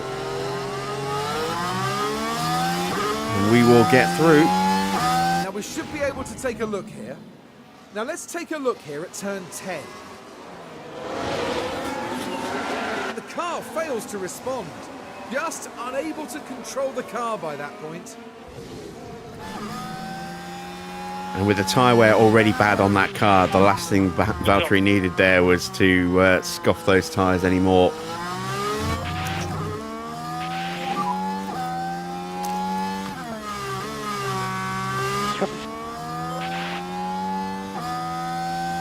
Wow, everyone's really hammering their mediums at the moment.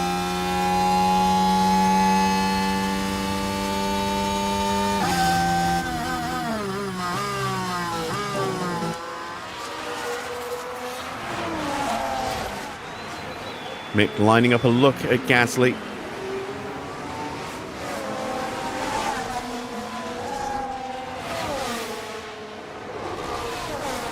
Realistic racing is going to make this a very difficult circuit to overtake on.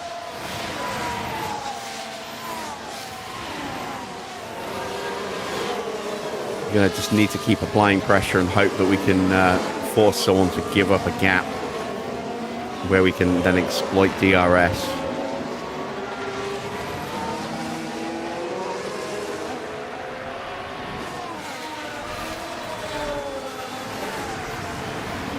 And here's a chance for Schumacher. He gets through. He'll have given up the DRS to Gasly, but hopefully we've got enough battery left to try and push onto Magnussen before we get re-overtaken. Can Teo do anything? Gap 1.6. Shows on hard tyres, so there's an opportunity to close up into turn 1.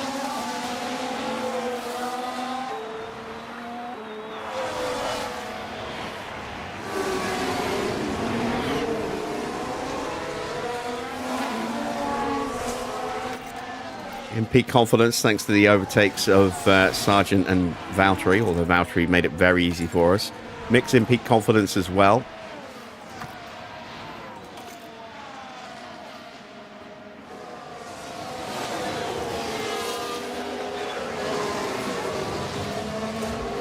Gasly is just about in DRS range, but not close by any stretch of the imagination. We have a yellow flag, and that is an Alpine in the back. Ocon is in the wall. He's going again, but yeah, he's spun into the barrier there by the look of it. Copy.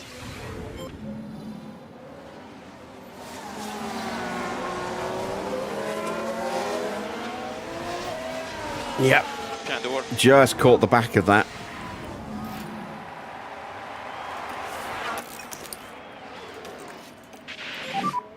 Car is off track. Watch for debris. And that puts us in 16th and 19th. And Joe is vulnerable now. We have the DRS, but we haven't got any battery, unfortunately. Can we maybe step out for a look? No is the answer. We'll keep the pressure on where we can. Mick is keeping Gasly at arm's length.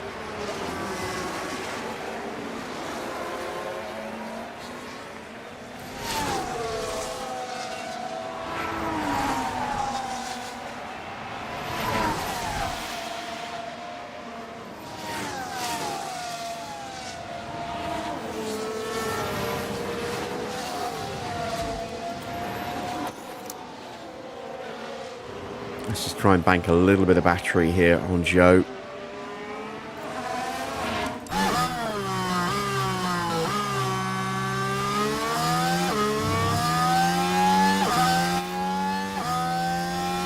And now we'll deploy everything.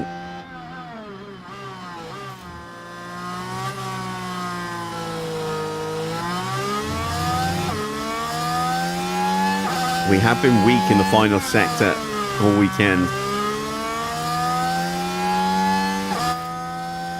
But we got a good launch out of that corner in comparison to Joe. I don't know if we're close enough. I don't think we are.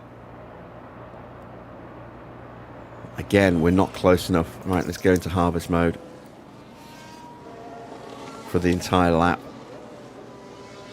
Hope we can stay close enough and bank some extra battery.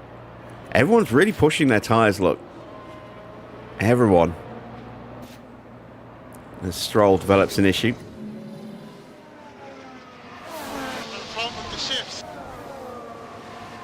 Gearbox.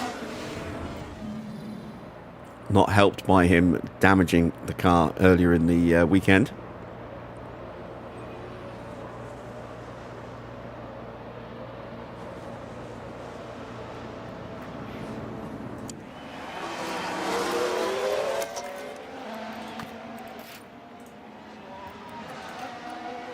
Right, let's have another crack at Joe. We've got more pace than Joe. We just need to get past him. Once we get past him, we'll be able to start pulling away from him, I think. We're very close now.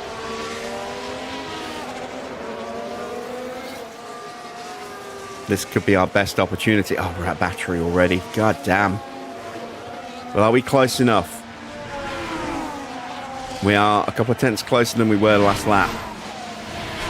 DRS is open. Porsche takes a look to the inside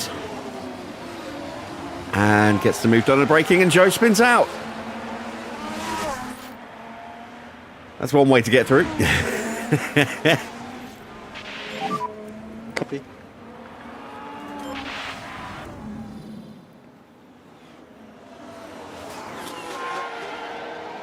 Just drops it Yeah, I spun. in wheel-to-wheel combat.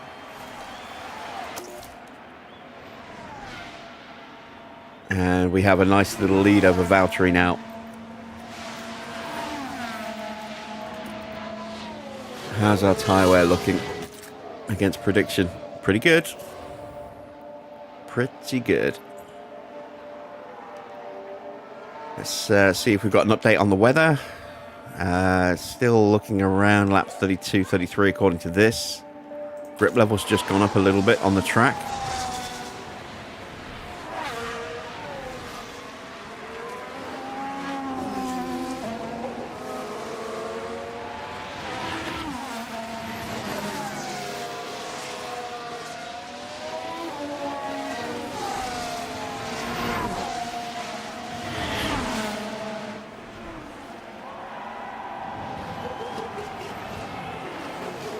Not really making any impact on Magnussen,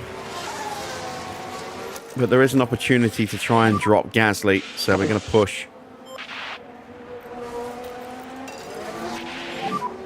We are much faster than him. Come on. And with Porsche closing in, we want that gap to be there so that Porsche can try and slot in. Make it harder for Gasly to defend against Teo.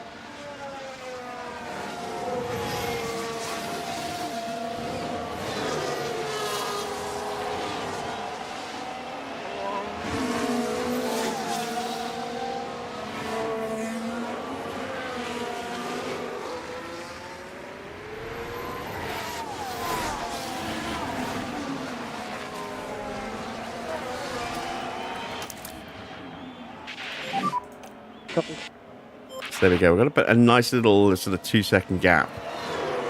Porsche is getting very close.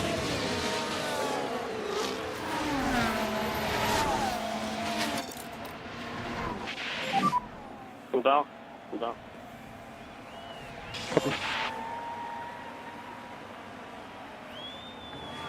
Valtteri's pushing pretty hard as well, trying to close us down.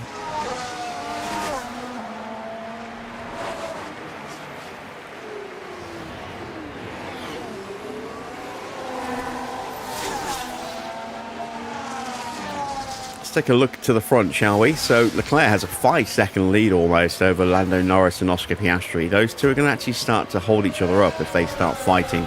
Sainz is a couple of seconds further back. He has got both of the Mercedes right behind him. Mercedes seem to have found a bit of form here this weekend. Max is still down in 9th place.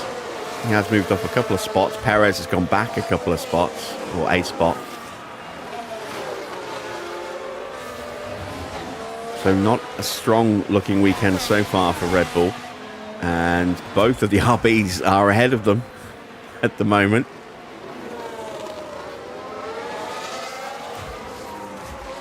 Meanwhile, here comes Teo closing in on the back of Gasly. In DRS range this time. We'll close up a little bit more. Gasly has taken some time out of Mick.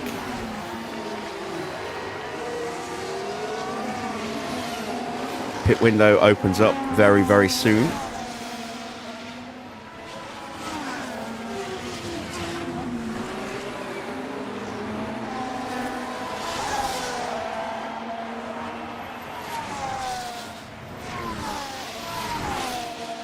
How are my driver's confidence levels? Still in peak confidence for Teo.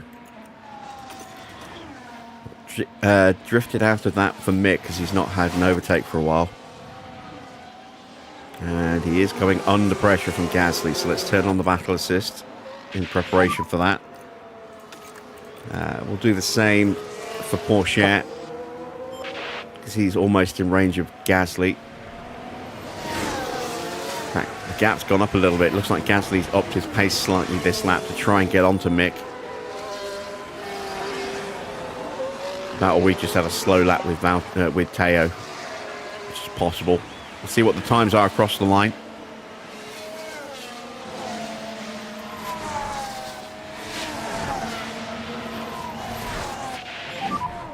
Be ready? Oh yeah, definitely a quicker lap for Gasly and a slower lap for Porsche as well, You ready? for that matter. Combinations worked out to open that gap back up to nearly 2 seconds, and Gasly is now in DRS range of Mick, who still hasn't really made any impact on Magnussen. We're matching him pretty much on lap pace at the moment.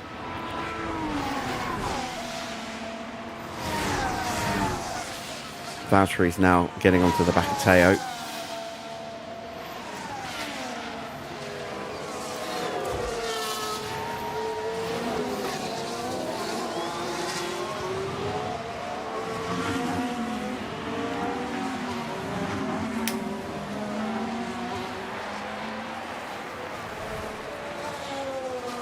And what's gone wrong with Hamilton? He has dropped all the way down to 7th. George and Snowden both gone through. Hamilton's lost a bit of time there. What if he got ran out wide and just had a really slow exit somewhere? Back up to speed on this lap, 1:17.0.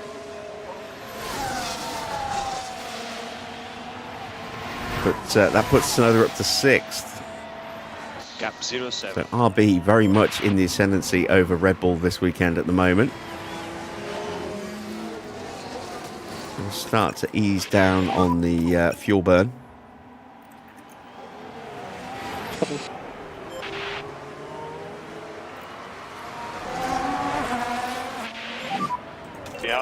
Up the tyre push on Teo. Sorry, forgot me there. Come on, mate. Right, let's see, we'll do it with Mick. Because Mick's tyres are slightly worse. And Mick's Teo's are finally starting to cool down now that he's out with dirty air again. Sainz is into the pits, first stopper of the day.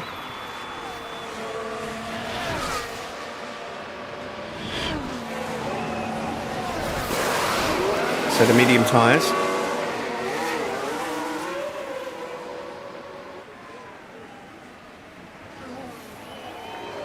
Where's he going to feed out? Looks like he's going to get out just in front of Magnussen.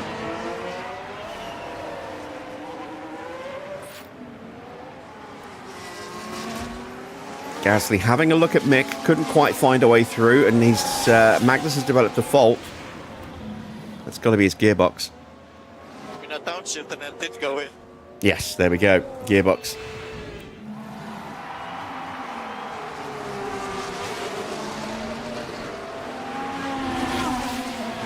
Ocon's into the pits now. You can see the damage to his front wing, a little bit at the front and definitely on the side here.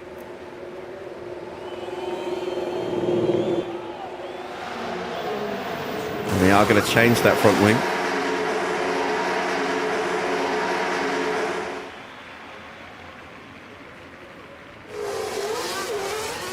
So a long stop, still damage to that car, so that might be suspension damage. We're still seeing some weird glowing on the nose, despite being a new front wing. So maybe he's got chassis damage then. Maybe that's what we're seeing there with that little glow. I don't know. Right, going to box Mick at the end of this next lap. Actually, no, let's box in this lap. We'll box Teo next lap. Box. Copy for box.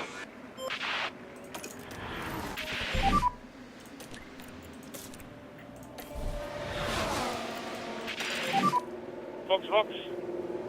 And Teo gets past Gasly. Lovely stuff. to get you. Get me.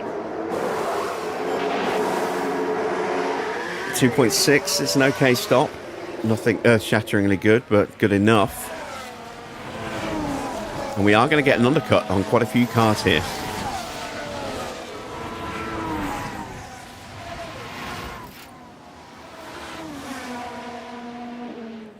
And we are a long way ahead of Ocon, who's already been lapped now by Leclerc and the McLarens.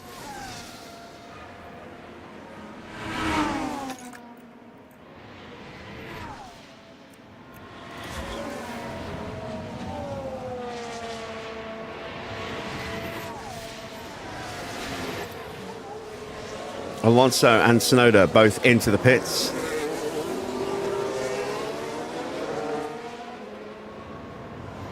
Now Hulkenberg boxes.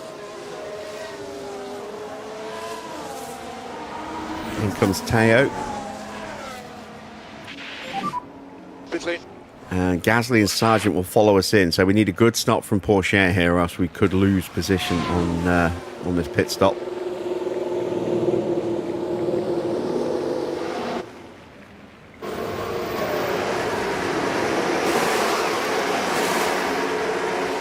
.5, that's a good stop. We maintain position over both Gasly and Sargent there. Excellent stuff. Zhou's in as well. We'll come out right behind Schumacher. There he is.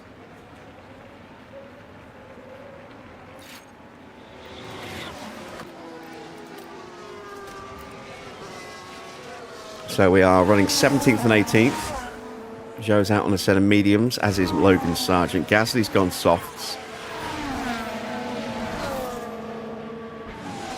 But Valtteri's going to have to stop. Magnussen's going to have to stop. Albon's going to have to stop. There's a chance that we might be able to jump Magnussen. I don't know about Albon. He might be a bit too far ahead. Leclerc and Perez are into the pits.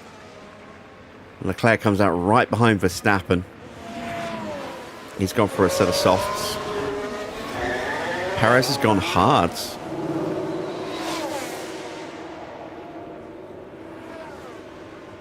In comes Valtteri.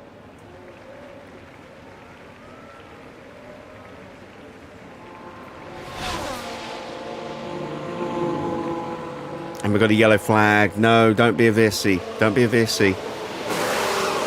It's not. It's a lock-up for Zhou. Let's have a look at that. Here we are, we're looking at turn 11. And there's Oh, the that's a lock-up. big lock-up. And they ended up their own passenger. That won't do those tyres any favours at all. So, 16th and 17th.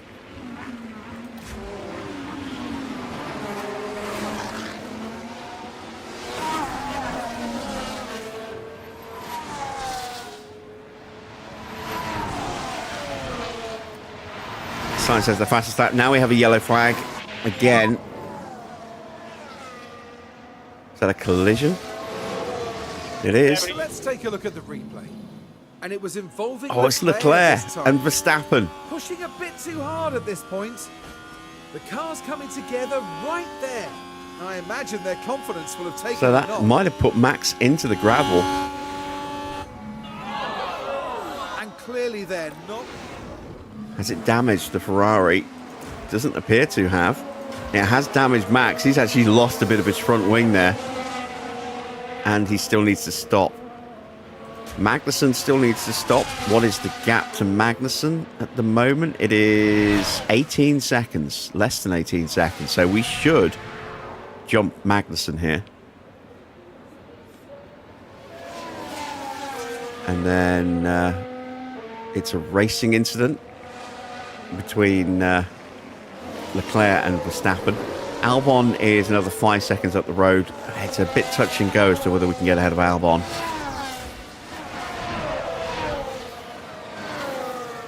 But we are lapping over 2 seconds a lap quicker than him at the moment.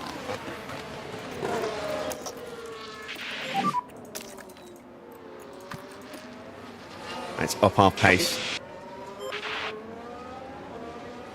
Let's see if we can jump him. Into the pits comes Oscar Piastri. Looks like Norris is going to try and go to the wet weather. He's so good at looking after his tyres. Piastri's going to come out behind Leclerc and Hamilton. Verstappen's into the pits. Does he get a new nose? Yes, he does. So it's going to be a slow stop for Max onto a set of soft tyres.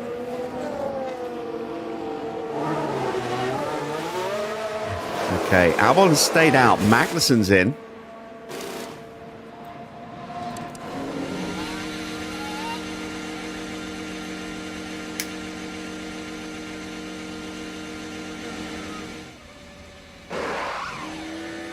Keep an eye on the banking. There goes Mick. There goes Teo. Gasly goes through, and so does Logan Sargent. So Magnussen's got some work to do if he wants to, get back onto us. Plus, he has that issue with his gearbox. So the next up is Alex Albon. Did a 1:19.1 last lap. We took 3 seconds out of him. I think we've got a chance of jumping Albon here. The gap is 20 seconds. It's going to be very tight with Porsche as Alonso punches through. That will give Albon DRS to the pit lane.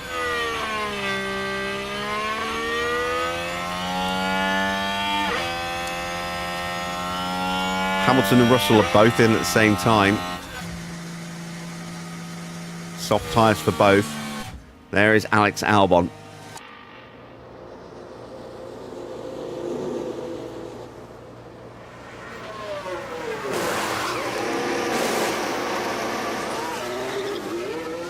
Soft tyres and a decent stop. There's Mick and Teo. He's been jumped by Mick, but I don't think Teo's going to get him. Okay. Not quite.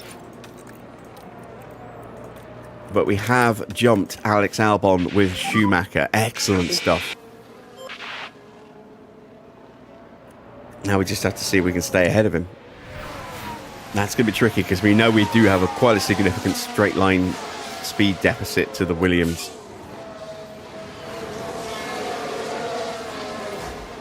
Ricciardo is in.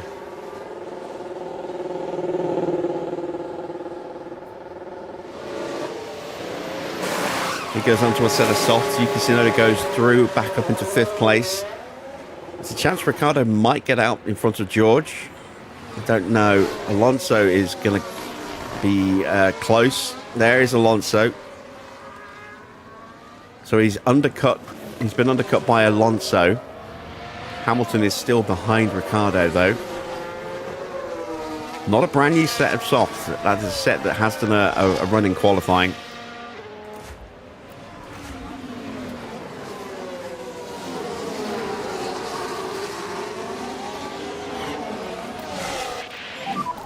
Temperature's looking stable. Copy.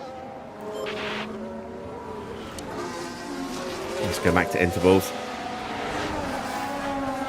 So Mick is going to be under pressure this lap.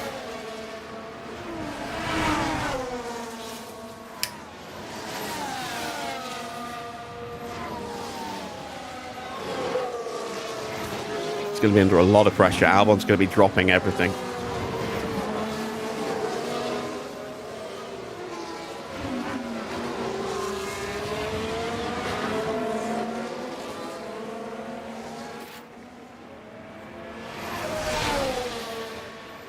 It's a look to the inside. He's going to take the corner and give us the DRS. So Mick might be able to come back at him, but I don't think he will. I think Albon's going to just try and pull away now.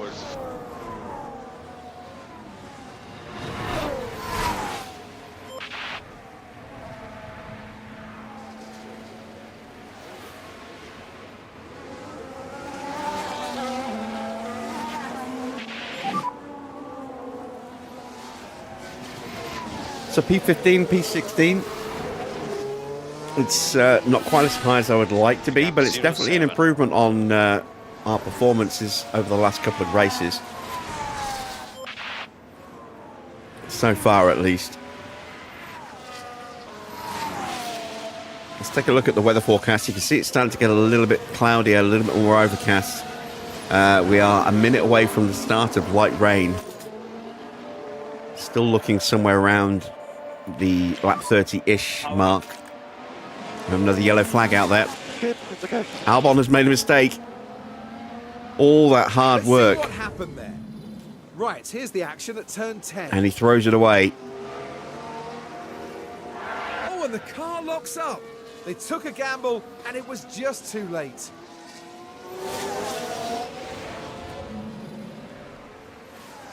And that drops him behind his teammate and Gasly as well. He's got Magnussen all over the back of him now. Schumacher will get an overtake recorded, but I don't know if that's actually giving us any credit for that one. What about Teo? Teo's still in peak confidence. He's having a good old time at the moment. Okay. And here is the rain. It's now starting to rain.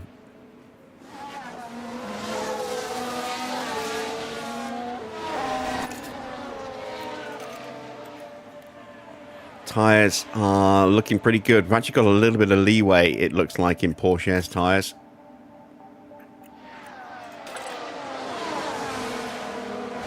Which is good, because we're going to have to separate our two drivers. I don't think we're going to be able to box them on the same lap. So it means that we can really hammer Porsche for that extra lap on track while Mick is boxing for Inters.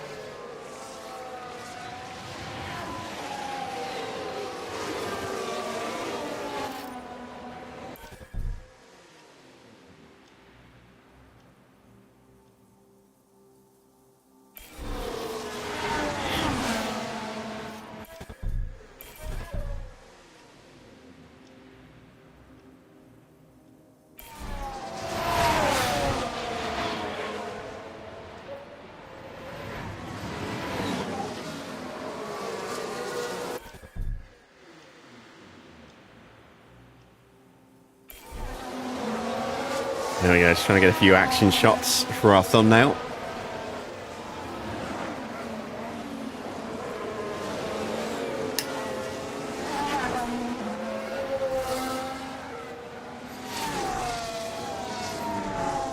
And look at the state of Albon's tyres after that lockup and his pushing. He's got worse tyres than Mick.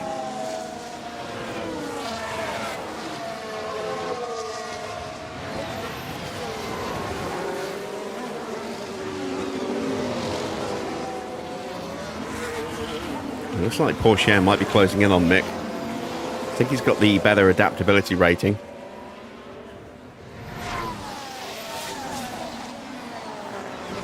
Which in conditions like these will give him the advantage. Sargent has got through on Gasly.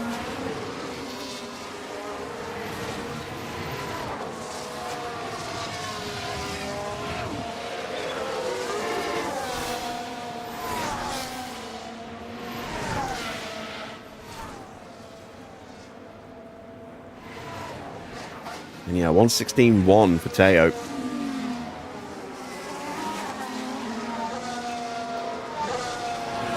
So I think the smartest thing for us to do here is actually going to be to box, is to get Porsche to overtake Mick.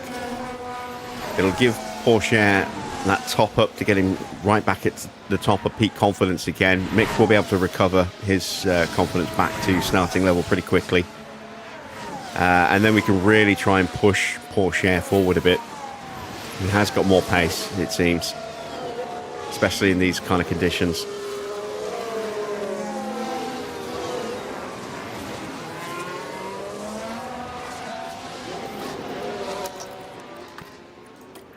So let's try and encourage that.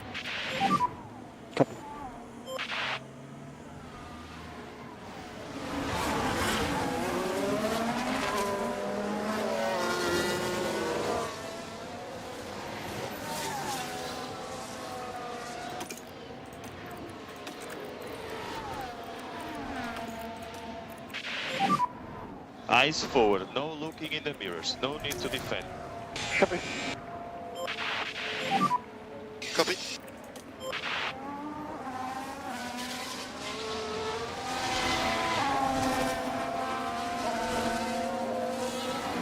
Looking around 1.4 kilos a lap in terms of fuel. So we're just under 1 lap under fueled at the moment. We are absolutely going to get lapped as Norris has still not boxed. Leclerc's back to within a second and Piastri's right there as well. So Norris trying to go to the changeover. But it looks like the others are going to have that edge. And it's Porsche under pressure from Logan Sargent, who's upped his pace. Copy. Come on, you have more there.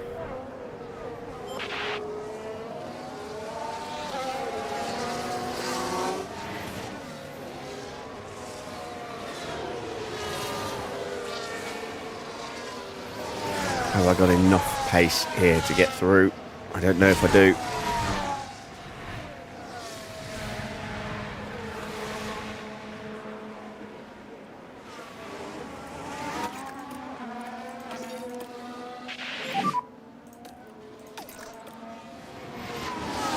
Trying to make it easy for Teo here.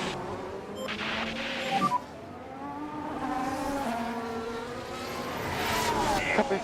We've got a yellow flag. Oh, it's a VSC. Oh, now this makes things very interesting. Virtual safety car.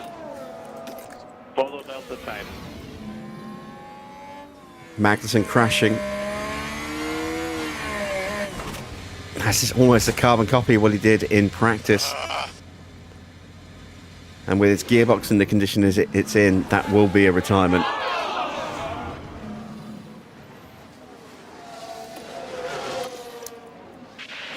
So, Copy. how long is this BSC going to last? We are 7 minutes away.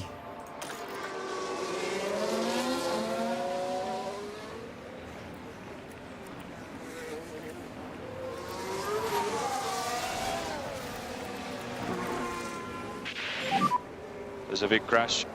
7 minutes away from the weather change, according to that, going to Still quite a few a deliveries full on 1 track. mil. It's not quite ready yet. We could box early, but we would just destroy the tyres and be very, very slow. See what the water level is next time around. We might gamble with one of our drivers. And if we do, it'll probably be Mick.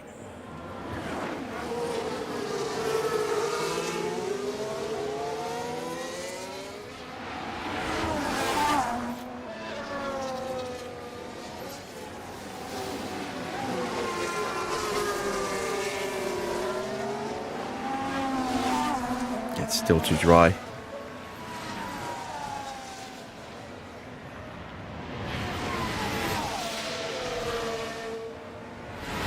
Fuel's no longer an issue.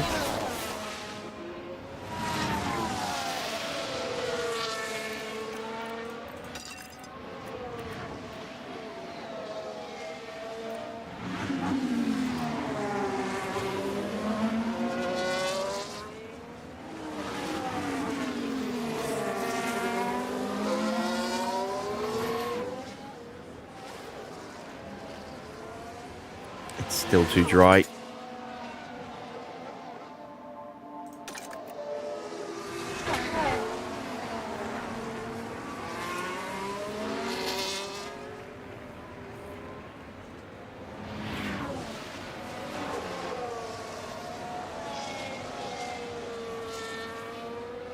I don't think we're going to get another lap of VSC. It's going to turn into green flag again at some point on this lap, I think.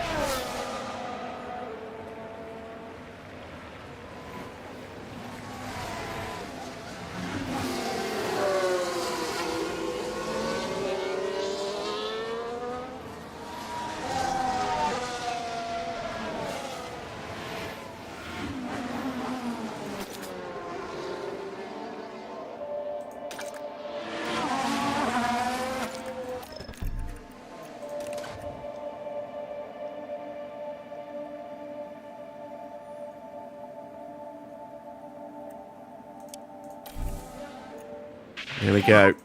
Box this lap. Copy box.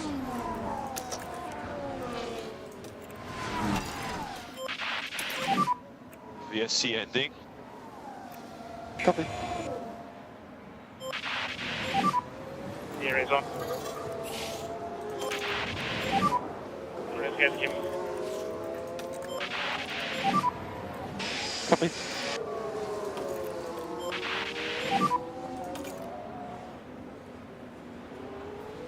Copy.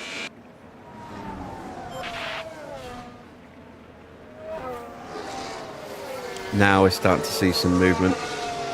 Still got to go at least one more lap.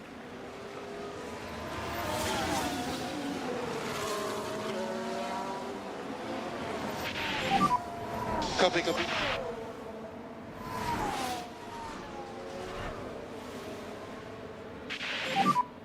You ready? Copy that.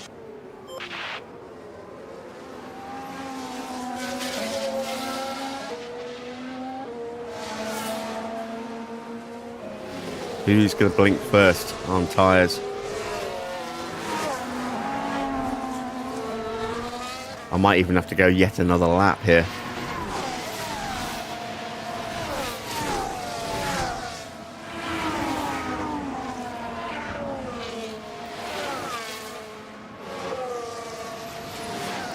Yeah, I'm going to go another lap.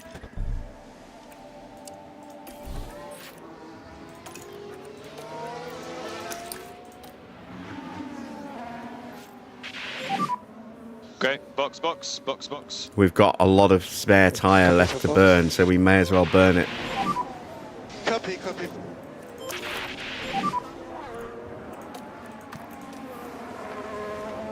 Copy. Track still isn't ready, look. We need that to be at least another 0.2 mil.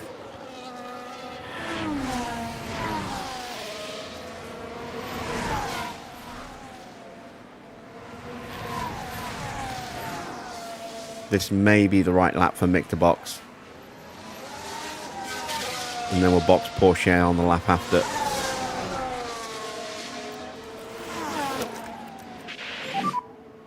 Copy.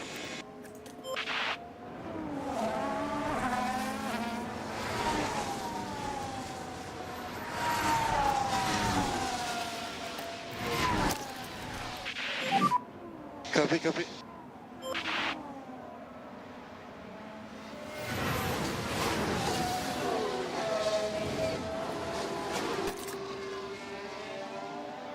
It's now saying 5 minutes till damp. I'm going to go another lap.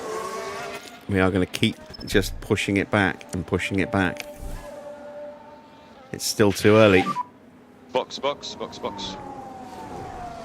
Copy. Box and stuff.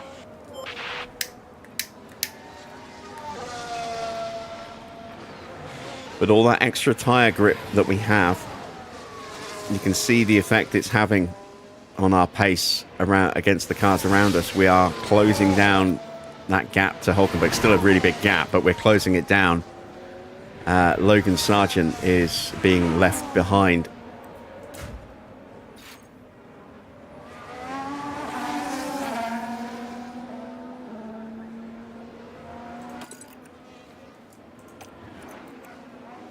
Yeah, this is the lap for Mick. We'll get one more lap out of Porsche. Sainz and Norris are into the pits. Valtteri and Gasly are into the pits.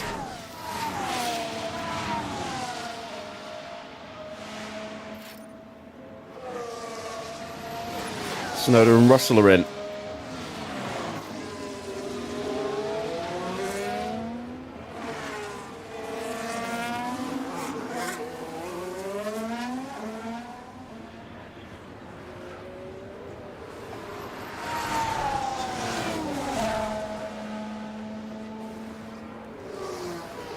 Alonso has stayed out. Both of the Red Bulls are in. Stroll is in. Hamilton's in. Ocon and Zhou are in.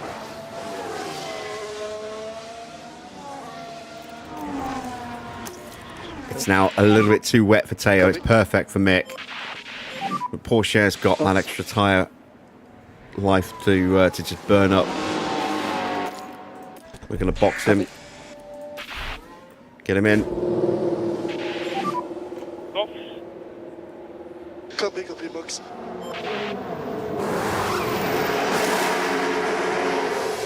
2.7. It's not a bad stop. Stroll's fault has got worse. His gearbox really starting to hurt him now.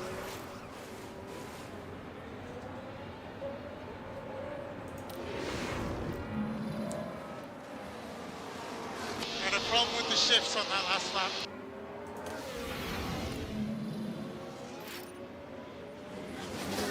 So we got the gap down from, what, 13, 14 seconds to less than 10.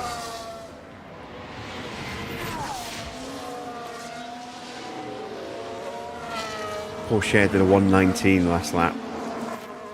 It's going to be even slower this lap. Ricardo's in. Alonso will be boxing this lap as well. There he is, into the pits.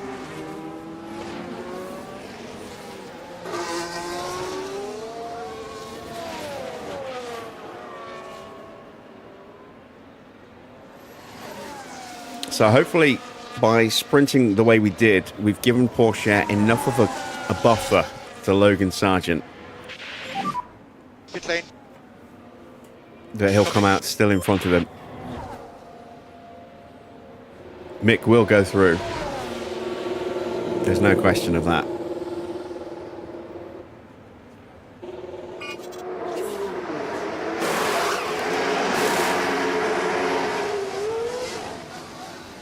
And Mick has gone through, and we are still ahead of Sargent. There is Logan Sargent.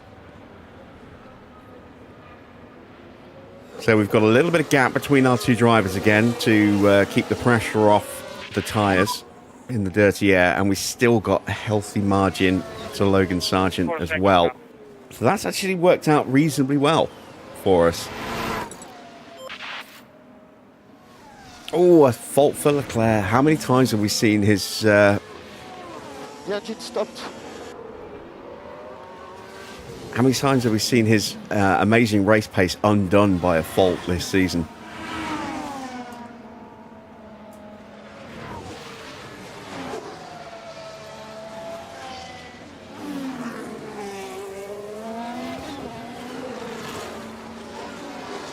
DRS has now switched off as well, so if he's going to get past Norris, he's going to have to do it on track. He can't just, he's going to have to do it the hard way. He can't just open up the ERS, the DRS. And you can see they are lapping Logan Sargent. So we're about to get blue flagged. There is Teo.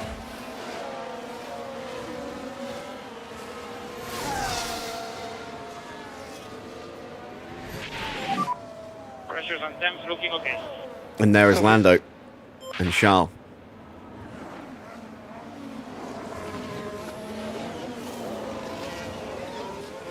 But we are running 14th and 15th on merit. So the upgrades are working.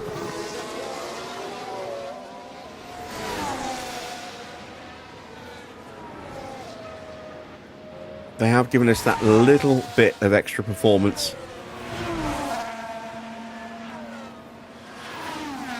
It's not an earth-shatteringly big jump forward. We never expected it to be, but it is definitely helping. If we had really, really bad tyre wear this season as well, and then, yeah, we'd be nowhere. But the fact that we are kind on our tyres, at least in comparison to the rest of the grid, you know, we're slap bang in the middle of the grid in terms of tyre wear, but we're much better than the teams around us. That's giving us an edge that helps cover off the lack of performance in the car.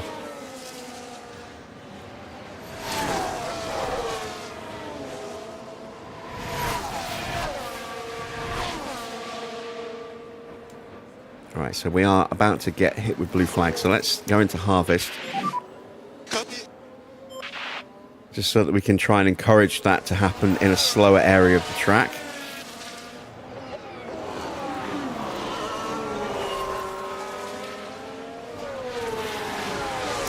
Here we go. Got about 3 seconds until Piastri's on us. There's Piastri.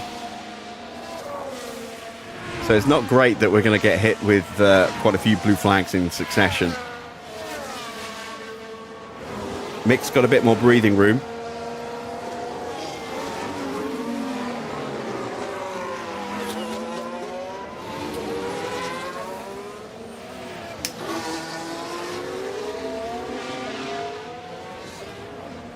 And let's see what the prediction is weather-wise. Oh yeah, it's looking around about lap 50. I mean, they were saying lap 56, 59, weren't they, to switch over. It's going to be earlier than that. It's going to be probably somewhere around about lap 54, according to this at the moment. It might even be a little earlier than that. A set of soft tyres will go to the end, so we don't have to run any other compound. We can just keep running softs. We do have a new set available for both drivers as well. Once again, Porsche is about to get blue flagged, so let's try and encourage that to happen quickly. Save a bit of battery where we are going to have to be slow anyway. There we go. Copy. And that has allowed Sargent to get back onto us. He's now just 1.5 seconds behind and closing. But our tyres are already in much better shape, and I think we've got enough pace to keep him behind. Let's go into battle assist though, just in case. There you can see Norris and Leclerc now starting to close in on the back of Mick.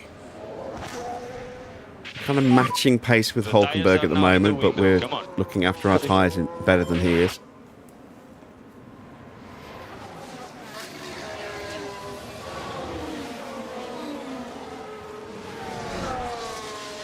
That'll hopefully stand us in good stead.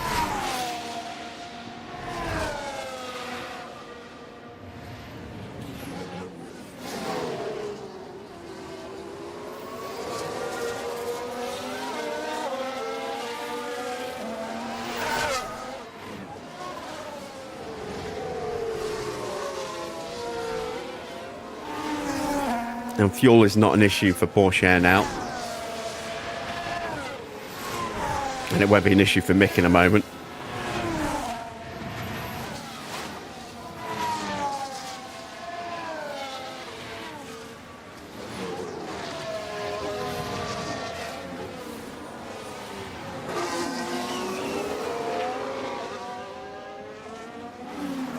I'd like us to beat Hulkenberg today, if at all possible. I don't think it is going to be possible, unfortunately.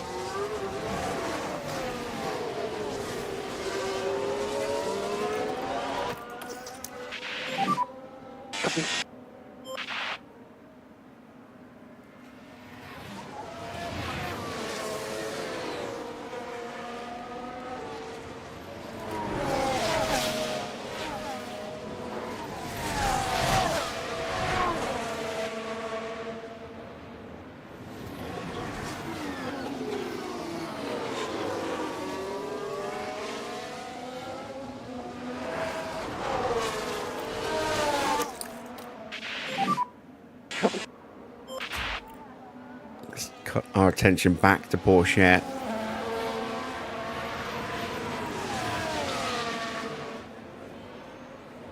Sargent being behind us like this might be overheating his tyres as well. Let's take a quick gander at what his tyre temps are. 112, that's way too hot for Inters. And now he's stuck in our dirty air. It's going to be continually creating that feedback loop of heat. So he's either going to have to back off or get past. And it looks like he's backing off a little bit.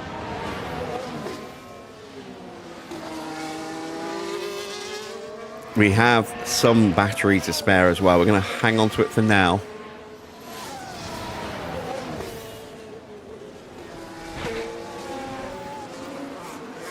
We're only just over the 1 mil.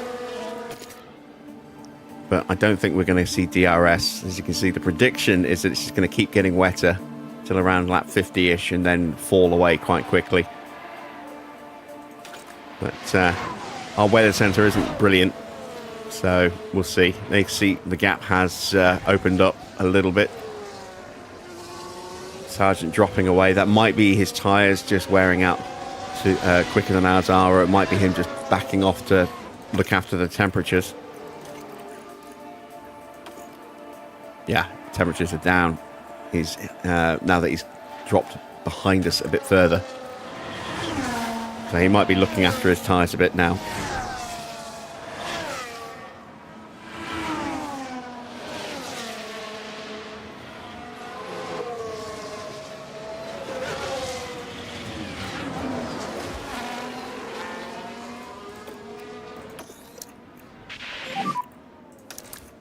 Through goes Piastri.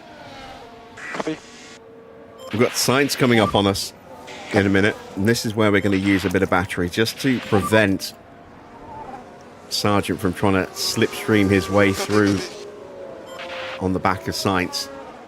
We want to open that gap up a bit so that Sargent loses more ground to us than when Sainz gets past him than when Sainz gets past us.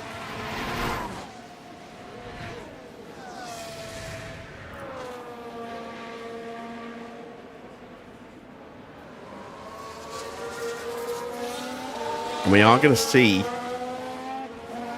I think, potentially another stop. Well, actually, no. We're at like 41, aren't we? We're probably not going to see another stop from anyone else for Inters.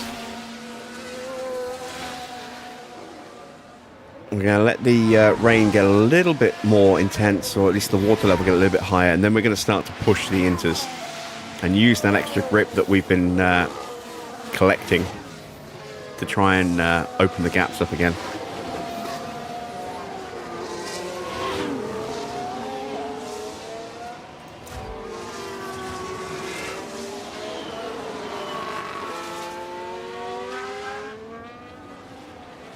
So that's not a great place for Sargent to get overtaken or to get blue flags, because you have to lift quite dramatically at the start of that straight.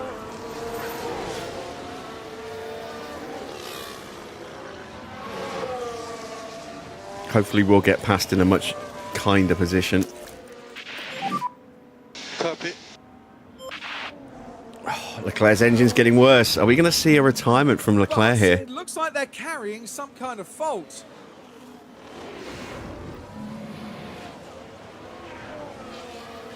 There is definitely a risk of his engine giving up.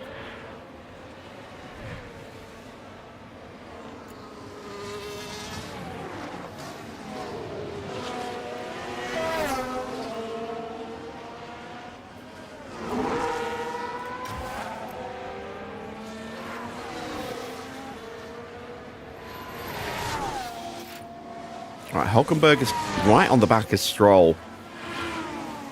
And that's now starting to hurt him, both in terms of pace and tyre wear.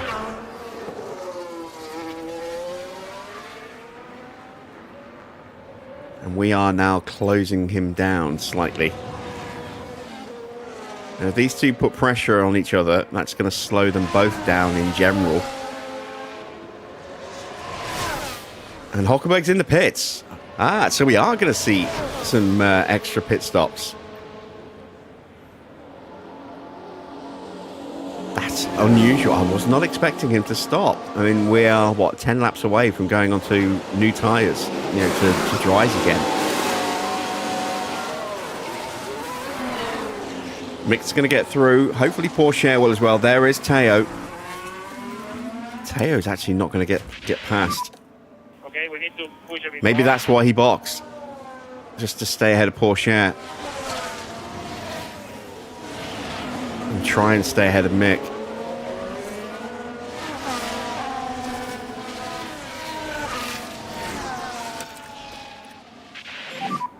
Head down now. It's up our try to tyre get a pace good now, pace. because we have got a chance to jump Stroll as well, if Stroll decides to box. Valtteri's in as well.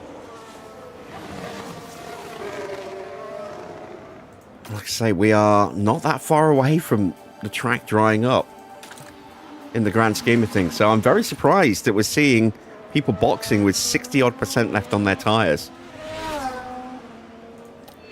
Very surprised by that. Why am I clipping so much more? Battery issues now for Gasly. He's down in 17th. He's not a threat to us. He's a long way behind.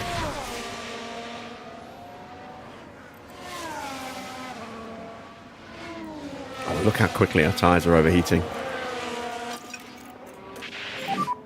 Try to keep the tires cool. Copy that. It's because Sainz has gone through. And Hulkenberg is powering after Mick, so we're going to have to put battle assist on for Mick. We can turn it. It's already still off for Porsche. But the gap to Sargent's 3.5 seconds, so we created enough of a gap that Sargent wasn't able to capitalise on us getting overtaken by Sainz.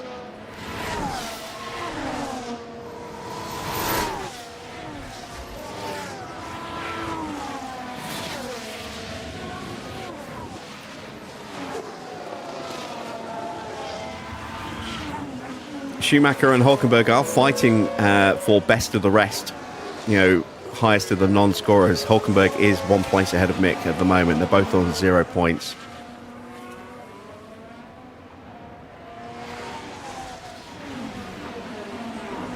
We do have to be wary of the fact that Sainz is coming up as well. There's a chance for Hulkenberg to try and slip through.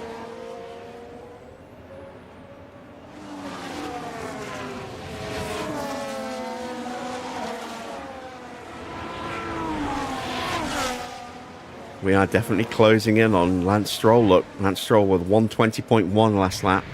And he hasn't been lapped yet. He's about to be. There we go. He lifts for Lando.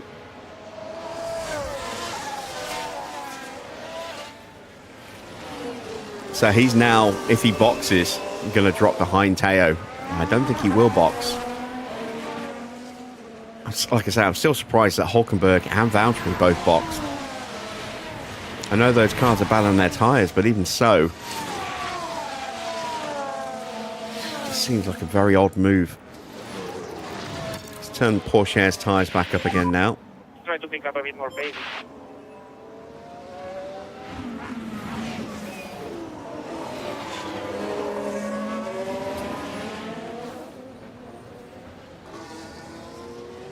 And there is the blue flag.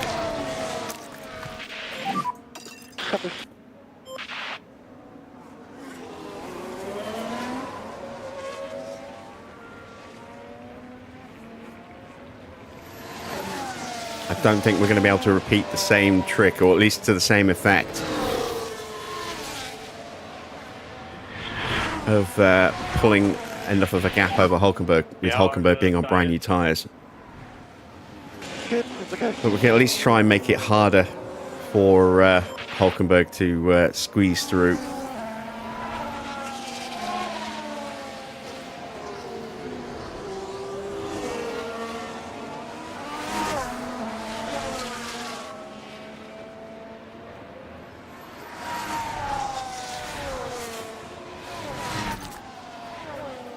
Now it's pushing back. Look, see, now we're looking around lap 55.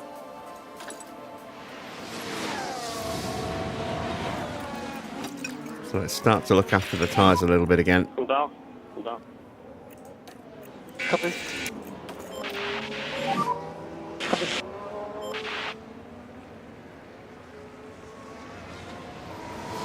And there we go. That worked out beautifully.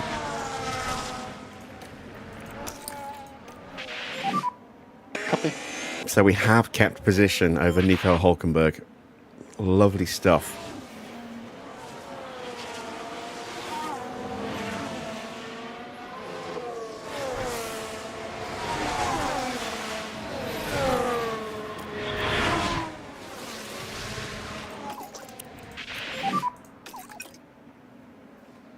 Just going to try and build up a little bit of that extra fuel again.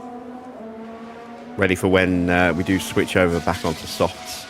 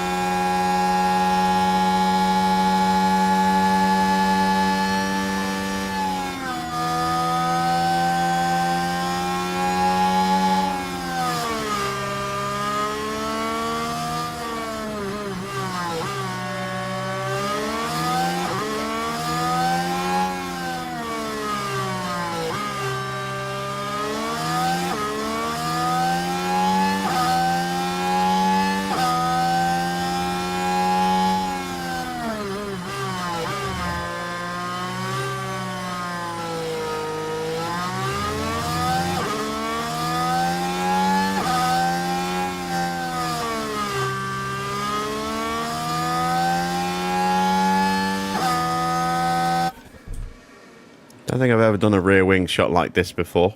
Let's take a shot just in case it turns out okay.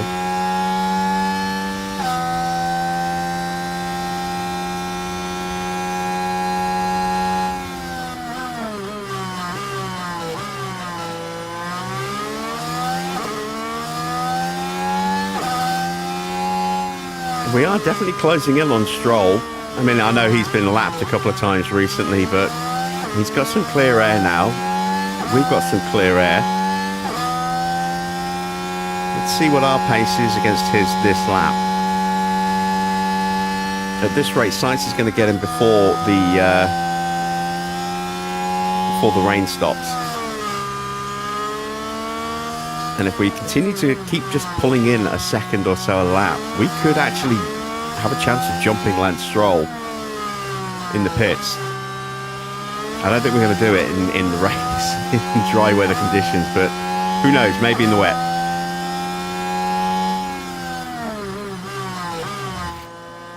Oh, Hulkenberg's got a fault. That's going to help us. What's wrong with him? But the car's definitely not happy. We don't know. Surely some kind Because Crofty doesn't want to tell us. All right, well, as soon as we cross the line, we'll do an inspection.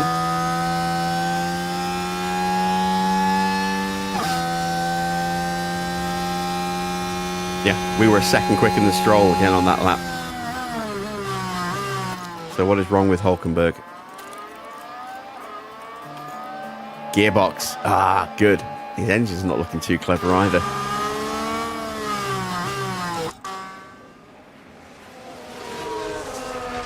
Porsche is starting to close in as well. Look, he's down just 2 seconds behind. Tyres in better shape because we didn't push him quite so hard. And he stopped a lap later as well. Still got quite a lot of battery for Mick as well. Almost a full battery.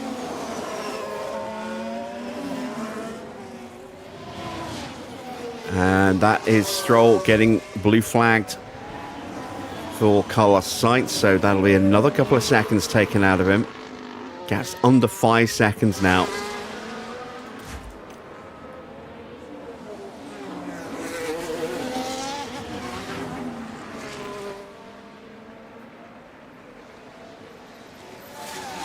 Lap 50. And we're looking probably around about lap 56, maybe lap 57 to switch over to dries.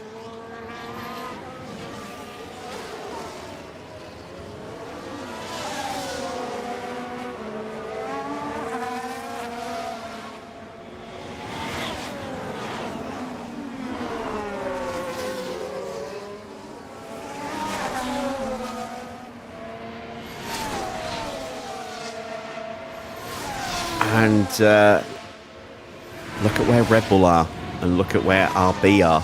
RB in 5th and 7th. Max in 9th.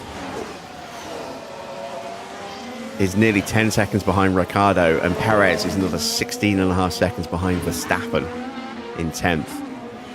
RB are going to take another big bite out of their sisters.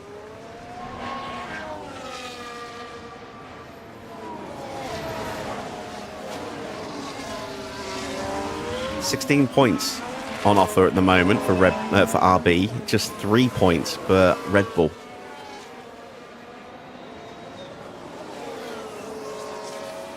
And we are now just 3.9 seconds behind Stroll. Porsche just over 1.5 seconds behind Hulkenberg. He is closing that gap. Hulkenberg's tyres are dying as well. They're now level with Mick's.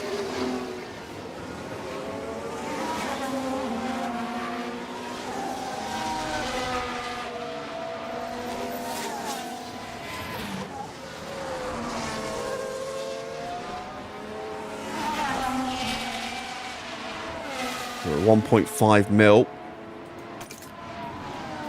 And now we can see about 11 minutes, according to that, until we go dry. It's still subject to change, but it's looking nice for us.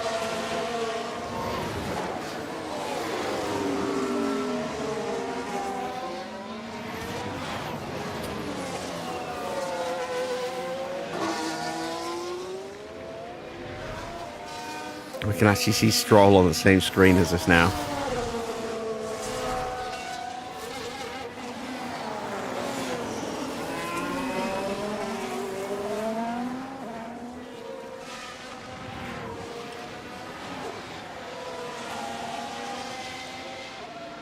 This is turning into a really good race for us.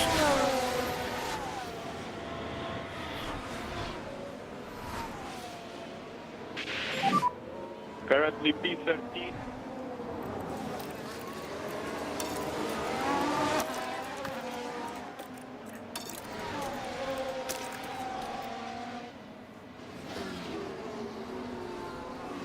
Let's see if we can get after Stroll 05. and give Porsche an opportunity on the back of Nico. Now, try to get a good pace. I'm trying to go faster.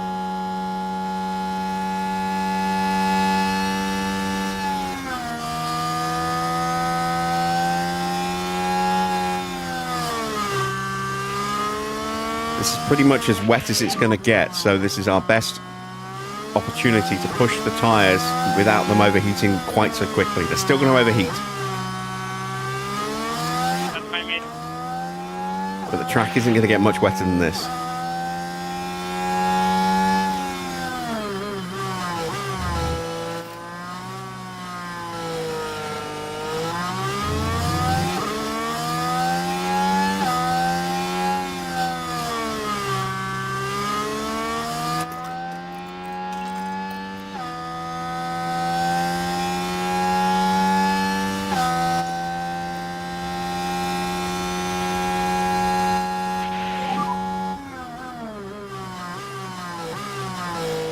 Copy, copy.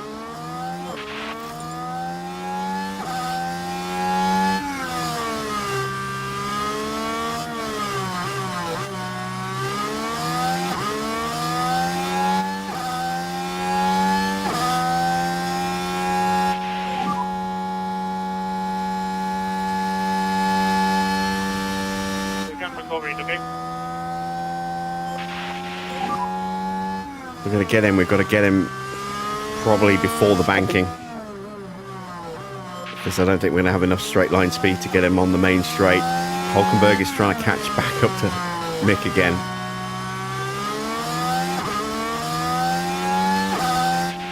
I'm not going to get him. All right, so let's calm everything back down again. Okay, copy, copy.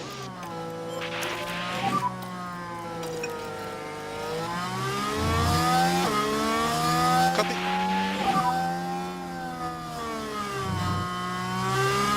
Copy.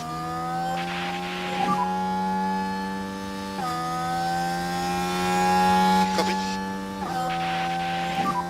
Copy. There is Lance Stroll. Up to 1.6 mil. We're about to crest the peak. We are 7 minutes away, according to this.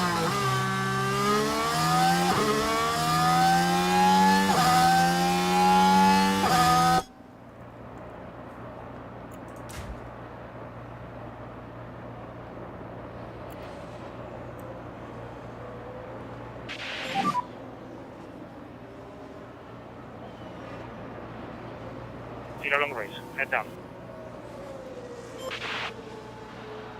And we have a yellow flag. No, it's Mick.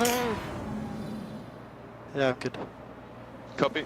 Oh, Mick.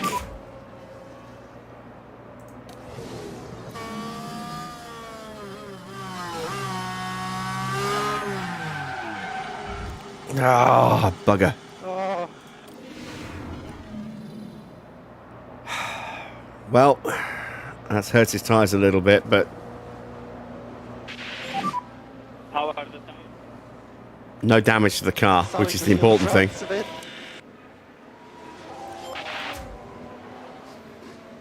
We are about to get hit with Tsunoda coming through to lap us. Copy.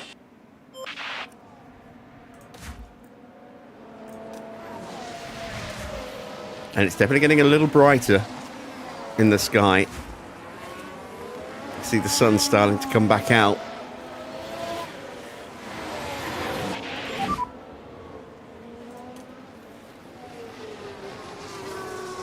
Eyes forward.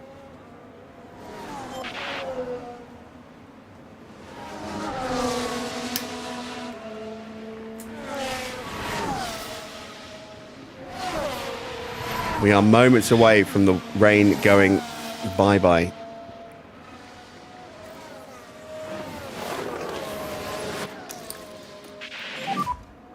Understood.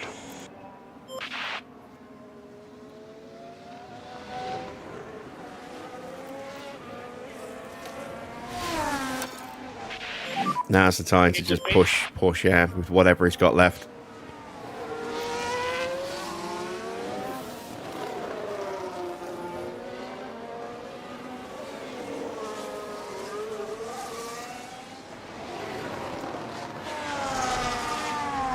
And we may yet get the opportunity to sneak our way through when Sonoda blue flags us. Yeah, no worries. He's not that far behind. Copy, copy.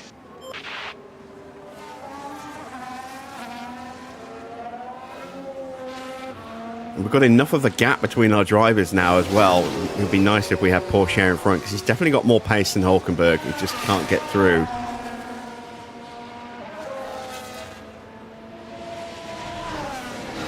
It would be... we've got enough of a gap between our two cars to box them both on the same lap. We just hope we don't get, you know, a slow stop.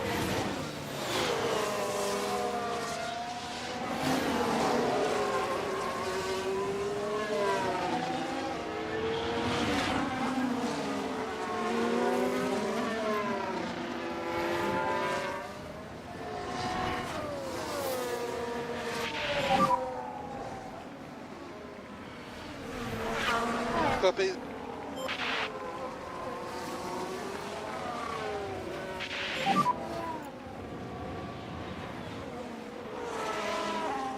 Track water levels falling.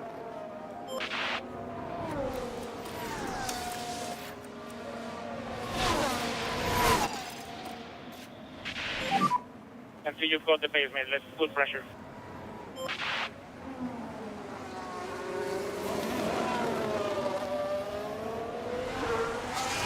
This is going to be a critical couple of laps.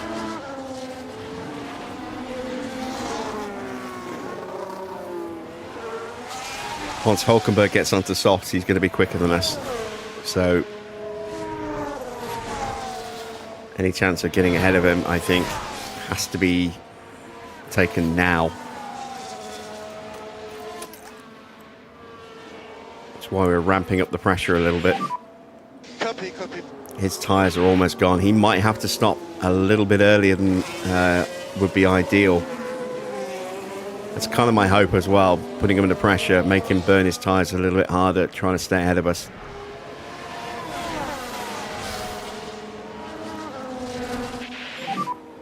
Focus on yourself. He's still closing on Stroll. Stroll is very much going to be an opportunity for us to overtake here. You know, in terms of outright pace. His gearbox is not healthy at all.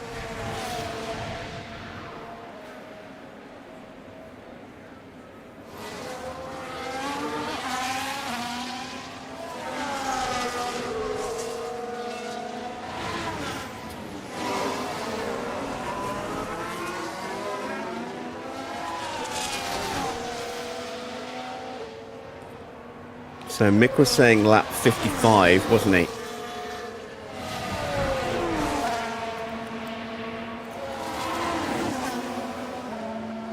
Wasn't far off. Porsche was saying lap 59, I think, or 58. Because we tweaked it. Yeah, he was initially thinking lap 49.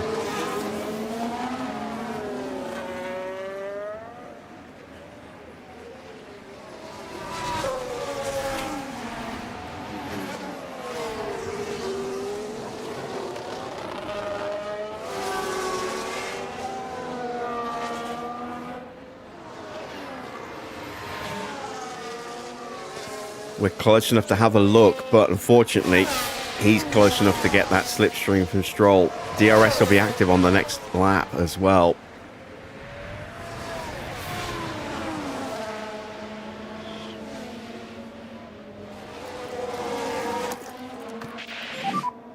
me updated on conditions.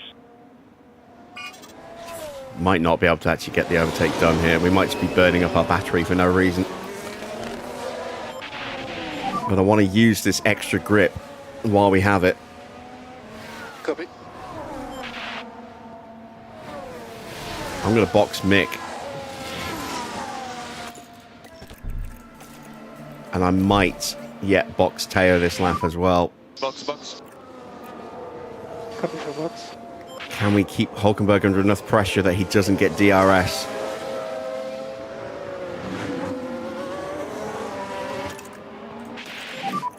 See what you can do, mate. Big push now. Yeah, copy. Copy.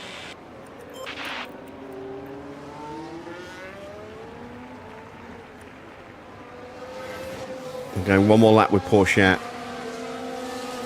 Zhou's in.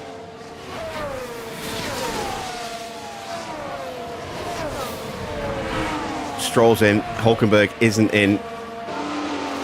But he got the DRS off the back of Stroll. Copy, penetrate.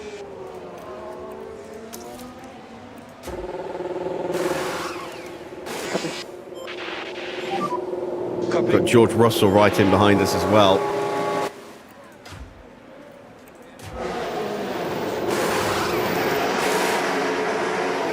.55. That's a pretty good stop. We're immediately going to get blue flags with George Russell.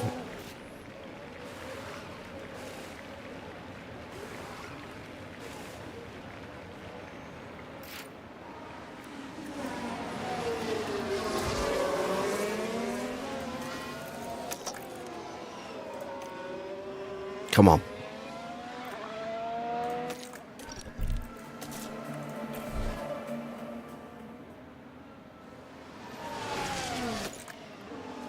Nah, not close enough.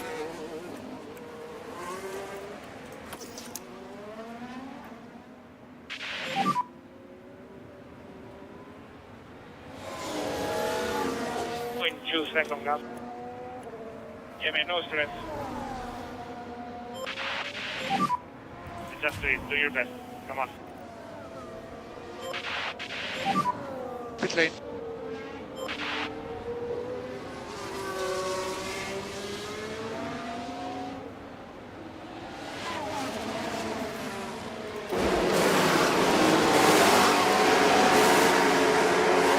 It's not a good stop. Hulkenberg does get ahead of us. I was hoping we could jump him.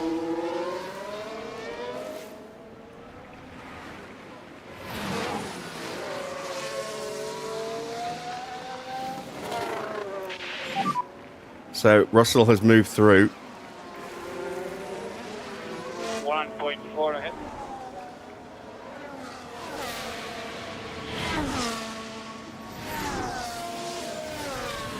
We've got a massive gap to Gasly. So we're not under threat from behind. We can just focus on trying to go forward.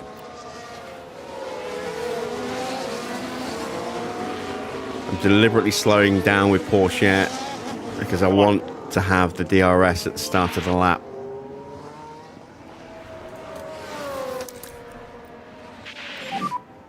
Copy.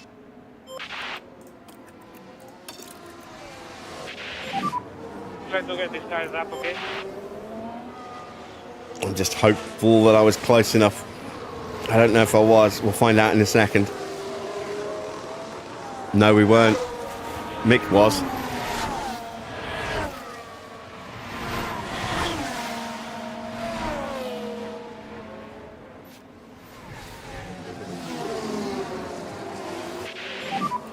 For a second, cap.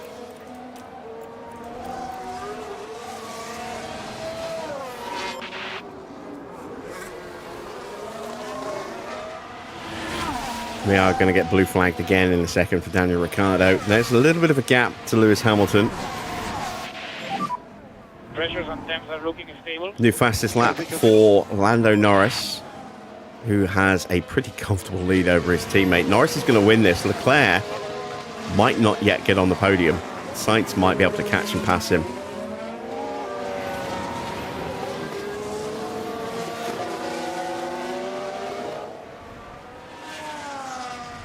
Mick pulls over.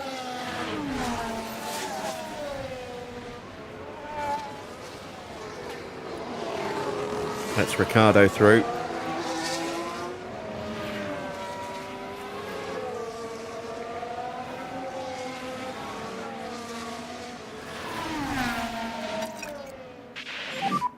Remember, we need the tires for long. Okay. 10 laps to go. And the question now is, how quickly is Hulkenberg going to burn his tyres out?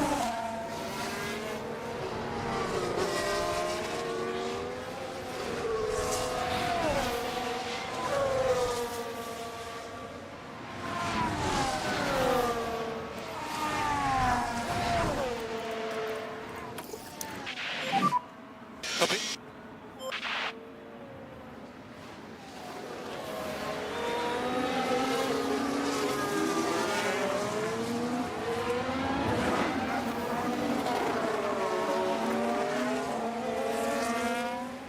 New fastest lap for Carlos Sainz. He's now just 2 and a bit seconds behind Oscar. Sorry, 3.5 seconds behind Charles Leclerc. He is closing the gap. He took 0.8 of a second out of his teammate there. Copy, copy.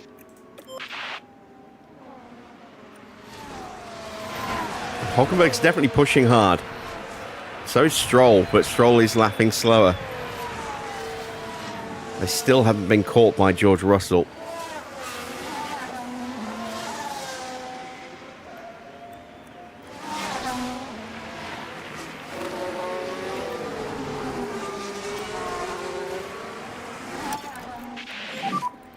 So let's pick up the pace.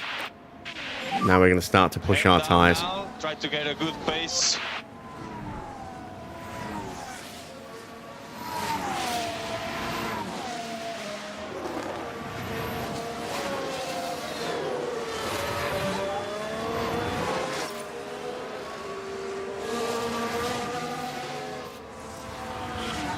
Oh, and Sainz has got a fault now.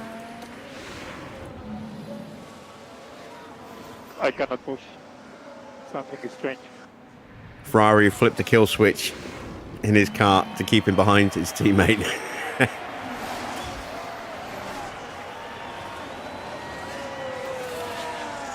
The Leclerc supremacy conspiracy lives.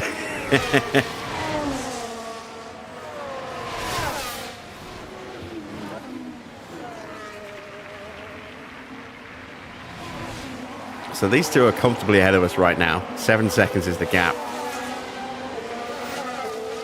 But our pace is starting to pick up again. We don't have any immediate risk of blue flags. We still have Hamilton and Verstappen closing us down by about a second a lap. But these guys are going to start to come under pressure from George Russell any moment. There is George just behind.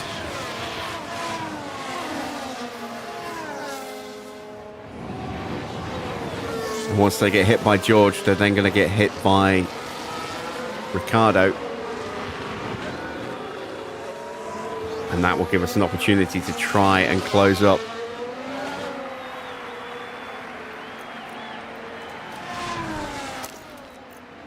And Hulkenberg's fault is escalated. The upshift's degrading. Upshift. It's going to come down to the last few laps, but we have got a chance at both of these guys here. Both Stroll and Hulkenberg.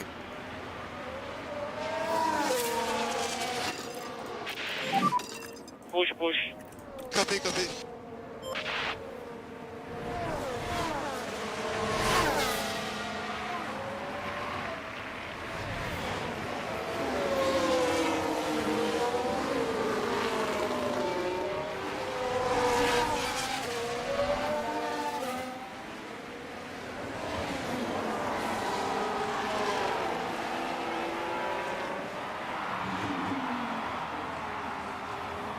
I'm just wary that we're going to miss our opportunity because we're going to get blue flag from behind. That's why I've gone full push on the tyres and deployed the battery.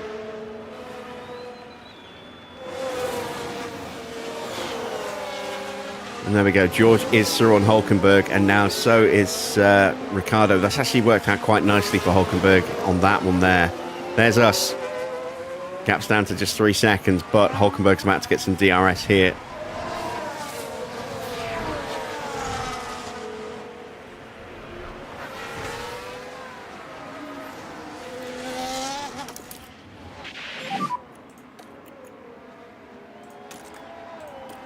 Copy.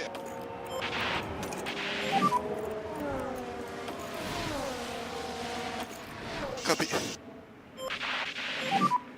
No looking in the mirror. Yeah, copy. There is Hamilton, and just behind him is Max. I don't think Mick's going to have the opportunity, unfortunately. Porsche is.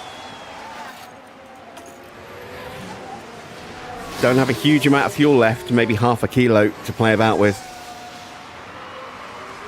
5 laps to go.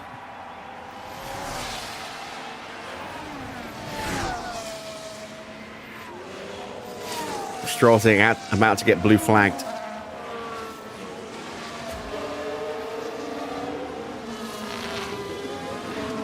I mean, that says everything, doesn't it? That it's 7th place, about to lap 12th place.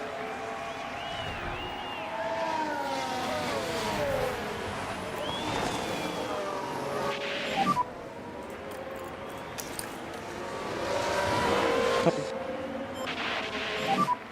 Copy. And we have got the gap down. We don't have any battery left, and we're almost out of spare fuel, but we have got the gap down.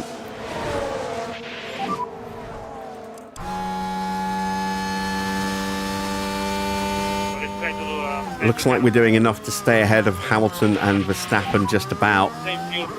Copy, copy. 6 laps after this. Copy. It's 5 laps for us now. 4 laps for the leaders.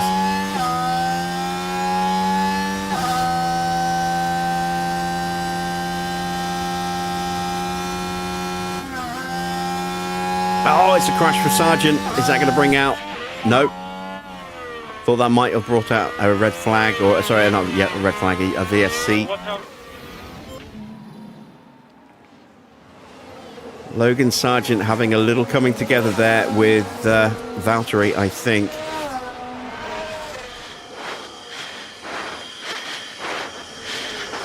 He's missing a huge chunk of his wing. I think Albon will jump in pretty quickly. But they're way down. Yeah, it was Valtteri. Albon's going to try and get through. Meanwhile, Porsche is now just a second behind Hulkenberg. Copy. Valtteri gets a 5-second penalty for that. We've got DRS here.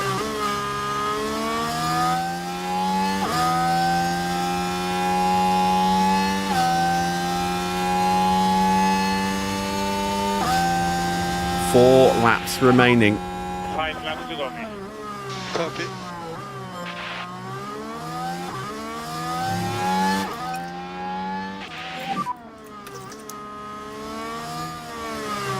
I need some battery.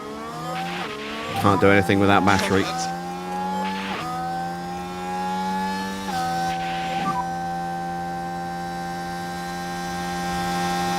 Copy.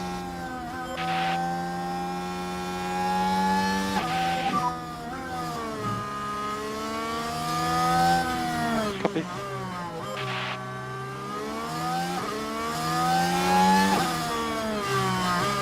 And I don't think we can do anything about Hulkenberg while he's so close to the back of Stroll, unfortunately. We do have that extra tyre grip because both of those guys have shredded their tyres, but You're looking strong out there, mate. I don't think we just have enough oomph in acceleration to get past them in a train like this.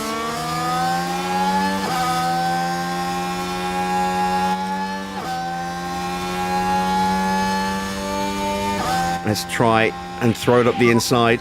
Get winner. Copy. Ah, damn it. Hulkenberg was thinking the same thing on Stroll. Mick is now closing up. Verstappen has got in front of Hamilton. 4 laps to go. Okay, copy, copy. Copy.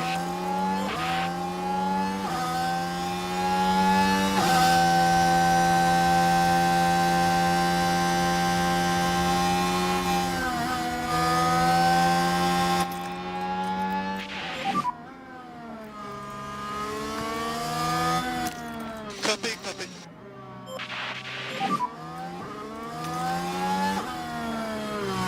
Desperate times. Copy. Call for desperate measures. We've got to try something here.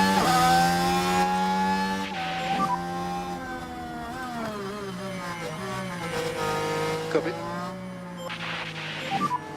Copy.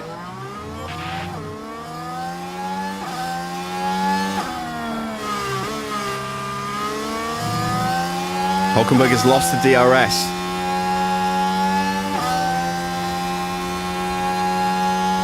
This is our chance.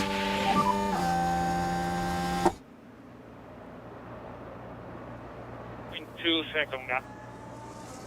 Just do your best. And we are through. We have just under 2 laps to go.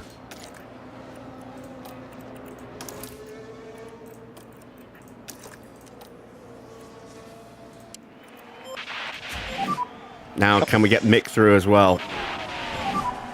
Copy. Porsche is immediately onto the back of Stroll.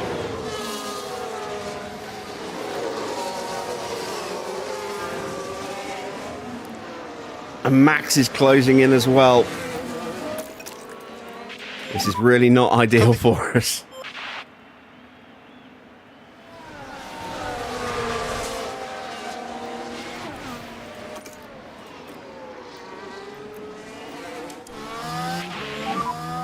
Copy.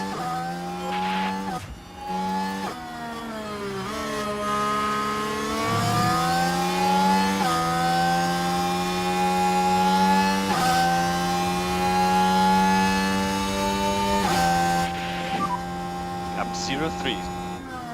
Come on, under Nice braking. Yes! We're through. And so is Porsche. Okay. 2 more laps. This is our last lap. Job, mate.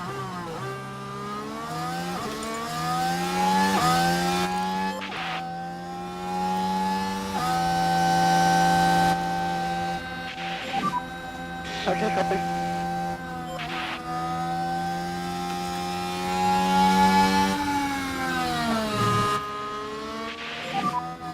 Copy. I think Porsche has done enough to get us ahead, Copy. to get us a DRS overtake opportunity here. He has. Come on, Mick.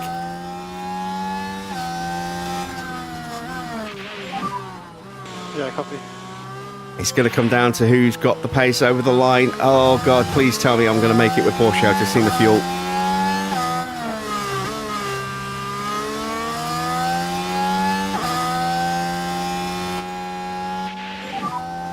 Copy. Porsche makes it. We couldn't get past Stroll, but it is 14th and 12th, and that is our best result in a while. And there is Porsche out of fuel. We just got him across the line. Whew, what a finish. And what a moment for Yuki Tsunoda, who gets to celebrate a fantastic drive. There wasn't too much expectation on them today, but they fought hard and found themselves in the points. Pure elation there as the driver regroups with a team that worked so hard to see this moment. And after such a fabulous drive here today, it's no surprise to see this man land on the podium. Win number 5 is in the bag. They pulled out all the stops, pushing hard to earn that victory. A sea of smiles all around. They're on top of the world, here in Zandvoort.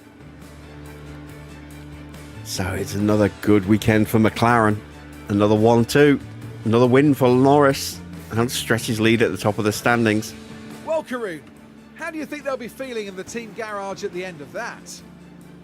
Well, it was a bit of a mixed bag here. Some things went their way, but others didn't. I think their main target now will be finding some consistency for sure.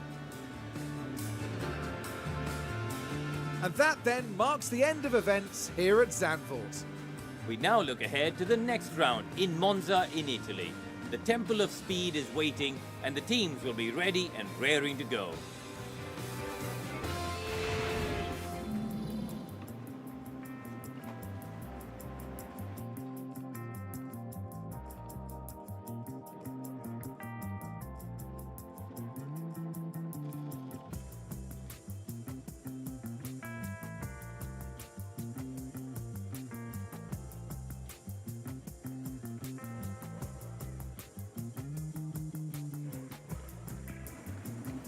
Confirmation then of the final result. It is win number 5 for Lando Norris, and he finished nearly 22 seconds ahead of his teammate in the end. Got the fastest lap as well, so a really good weekend for Norris. Oscar up into second place. That's going to do him a huge power of good over Verstappen. He outscored him by 14 points today. Sainz got ahead of Leclerc in the end and finished 6 seconds ahead of him. Nearly got Oscar in the end as well. So Ferrari getting a little bit of damage limitation with the issues with Leclerc. Once again, Leclerc, who had great pace, just undone by issues with his car. Yuki Tsunoda finishes in 5th place. That's 10 points for him. George in 6th, splitting the two RBs with Ricciardo in 7th. So 16 points for RB this weekend. Max managed to get past Hamilton at the end and finished just ahead of him. So it's 8th place and 4 points for Max. Hamilton down 6 places in the end to finish in 9th. Picks up another couple of points. And Checo gets the final point and is a lap down. Only the top 9 staying on the lead lap there. So 5 points for Red Bull, 16 points for RB. The fight is on. Let's take a look a little bit further down. There you see it is 11th place for Fernando Alonso. Didn't quite have enough pace for points in the end. Up 10 places for Teo from the back of the grid to finish in 12th. 13th was Lance Stroll. 14th for Mick, up 4 places. Couldn't quite get past Stroll at the end there. Hulkenberg in 15th. 16th for Gasly. 17th for Albon. 18th for Bottas, despite that 5-second penalty. Still finished ahead of Logan Sargent. Then it's Ocon in 20th. 21st for Zhou and Magnussen retiring. And we saw Gasly on down, 2 laps down there. So at the top of the drivers' standings, it's 300 points now for Lando Norris. His consistency is really starting to pay dividends for him as he opens up a 22-point gap over Carlos Sainz at the top of the drivers' standings. Could this be Norris's year?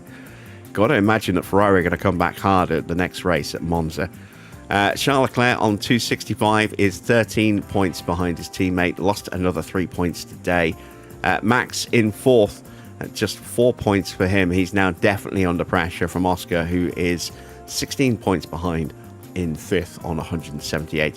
Yuki Tsunoda is now comfortably clear of Checo Perez. He's 10 points ahead on 94 points. Checo on 84. George closing him down as well. He's just 4 points behind on 80. And Ricciardo hits 70 points after his result today.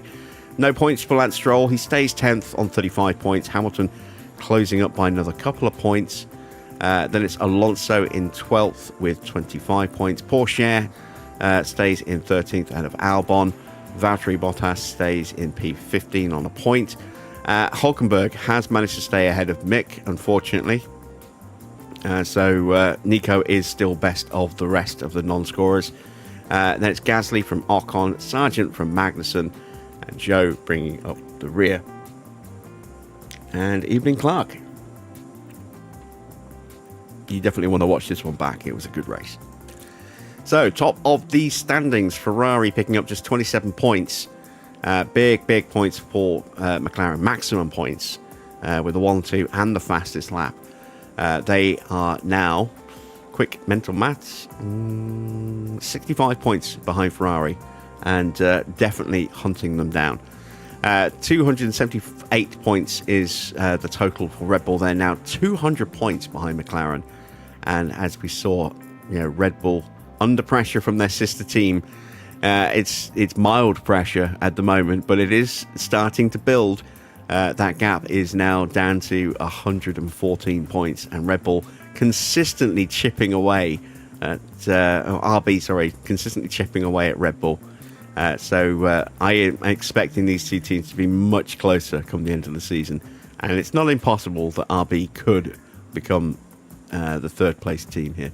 Mercedes also have picked up a few extra points, but they are too far behind, I think. They're 170 points behind Red Bull. But they're not out of the hunt of RB just yet, although, again, have been outscored by 6 points today. Aston in 6th, still on 60 points. Still 7th for us, still on 2 points ahead of Williams and Sauber with a point. And Haas and Alpine still bottom with 0 points. Let's see if we did manage to get any points in the pit stops. No, we did not. And we weren't even close. The slowest stop being 2.41. Our best stop was 2.55 and 2.53. So, over a tenth away from getting on the leaderboard, unfortunately. It's good points for Red Bull with Checo's stop there. Ferrari getting 2nd and 8th. Red Bull also getting Max home in 5th. So, really good points for them. 35 points today. Mercedes gets some points with Hamilton's stop. RB in 4th with Tsunoda. Alpine gets 6th place. Aston 7th. McLaren just one car in the top 10, and it's in 9th place. And then Williams get the final points. The standings look like this. 302 points for McLaren. They've lost a huge amount of ground to Red Bull. So that gap is now just 17 points. Ferrari in 3rd, pulling away again from Alpine. They are still losing ground to Red Bull, though. They're on 207 points. Alpine on 135. Mercedes jump over Aston Martin and are now just 2 points behind Alpine. It's very, very close at the moment in the fight for 4th. Just 3 points separating 4th, 5th and 6th place now. And RB themselves only 10 points further back. So this 4th place position is going to be hotly contested this year. 77 points for Williams in 8th, ahead of Sauber on 58. We are in 10th on 54. And Haas have 10 points in 11th. Both drivers get their maximum payout of 452,000. So 904k is added to our bank balance. Let's head back to HQ and start prepping for Monza.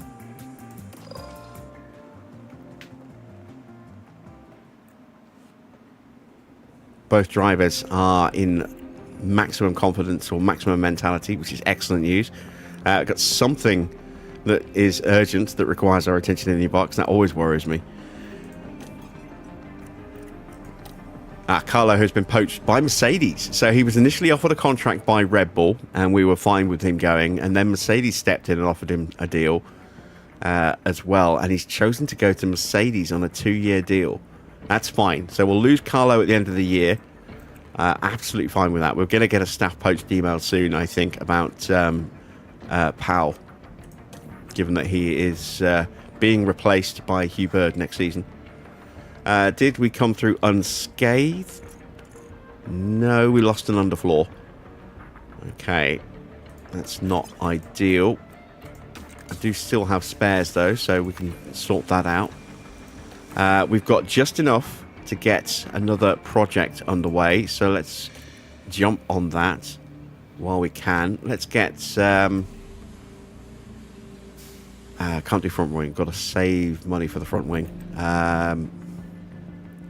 Let's do a side pod project. We haven't done a side pod yet. So where do we want to add some focus? A little bit of focus on engine cooling and drag, I think, over everything else. Let's drop that in.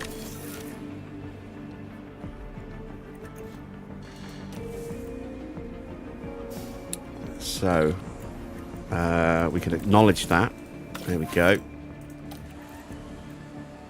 That's 222k. Let's check in with the board, see what they thought of our recent improvement in form, even if it isn't still getting into the points. They were delighted with Zandvoort. Their race performance happiness has dropped to satisfied, as I had a feeling it would do. They were actually satisfied with Spa. We never checked. So I'm quite pleased with that, all things considered. And it's good to get a delighted back on the board again. yeah, we are losing some of these delighteds from earlier in the season, which is why we've dropped to satisfied overall. Hopefully we can get a couple more delighteds in the next few races. It would be nice. It would be very nice. Back to the car. We have a new suspension 4 days away. We're not going to be able to afford, unfortunately, to get it into production before Monza. Probably going to have to wait until we actually start building these for another couple of weeks. We've got to make sure that we maximize the number of projects we can get into our car development before that bonus runs away. I do remember it was a 45-day bonus, and we had 42 days on the rear wing, and I stuck an extra because we waited a couple of days to get that one started. I put 2 engineers on that, so that rear wing is kind of the cutoff point. So we've got just about 2 weeks left before we lose those extra 2 slots and the extra engineers that we've been given and the extra bonus. Luckily, we will have money before then. We will have a little bit of money here at the end of the month. We'll get $1 million on the 1st because it's the start of a new month. So the board will give us about $1 million. We will also hopefully get another 900k for finishing with both cars above the top 18. And then we'll get another 90k or so here for our tour center. So that's going to be worth an extra 2 mil by the time we get to the 2nd. That's enough to pay for the front wing project that we need to get started. And then we get our sponsor money here on the 6th of September. Start again. The 6th of September. So that is, 11 days away? And that'll be worth about 6.5 mil. There is the rear wing research project. So we will have time and money to be able to max out some projects. And then once those are taken care of, then we can start to build those new suspensions. So a little way to go on those yet. Let's advance time. Got another spare chassis. Very nice. 2 days to go. There is the new suspension design complete. As I say, we can't afford to manufacture this yet, and probably won't for another couple of weeks yet as well. Let's take a quick look at the forecast for Monza. It's going to be dry. It's going to be a little cool on race day, which will help with tyre wear as well. Yeah, hopefully we can maybe do something here at Monza. We might have to 2-stop it. I don't know if we're going to 2-stop it or 1-stop it. Again, I think that will come down to how well we do in qualifying.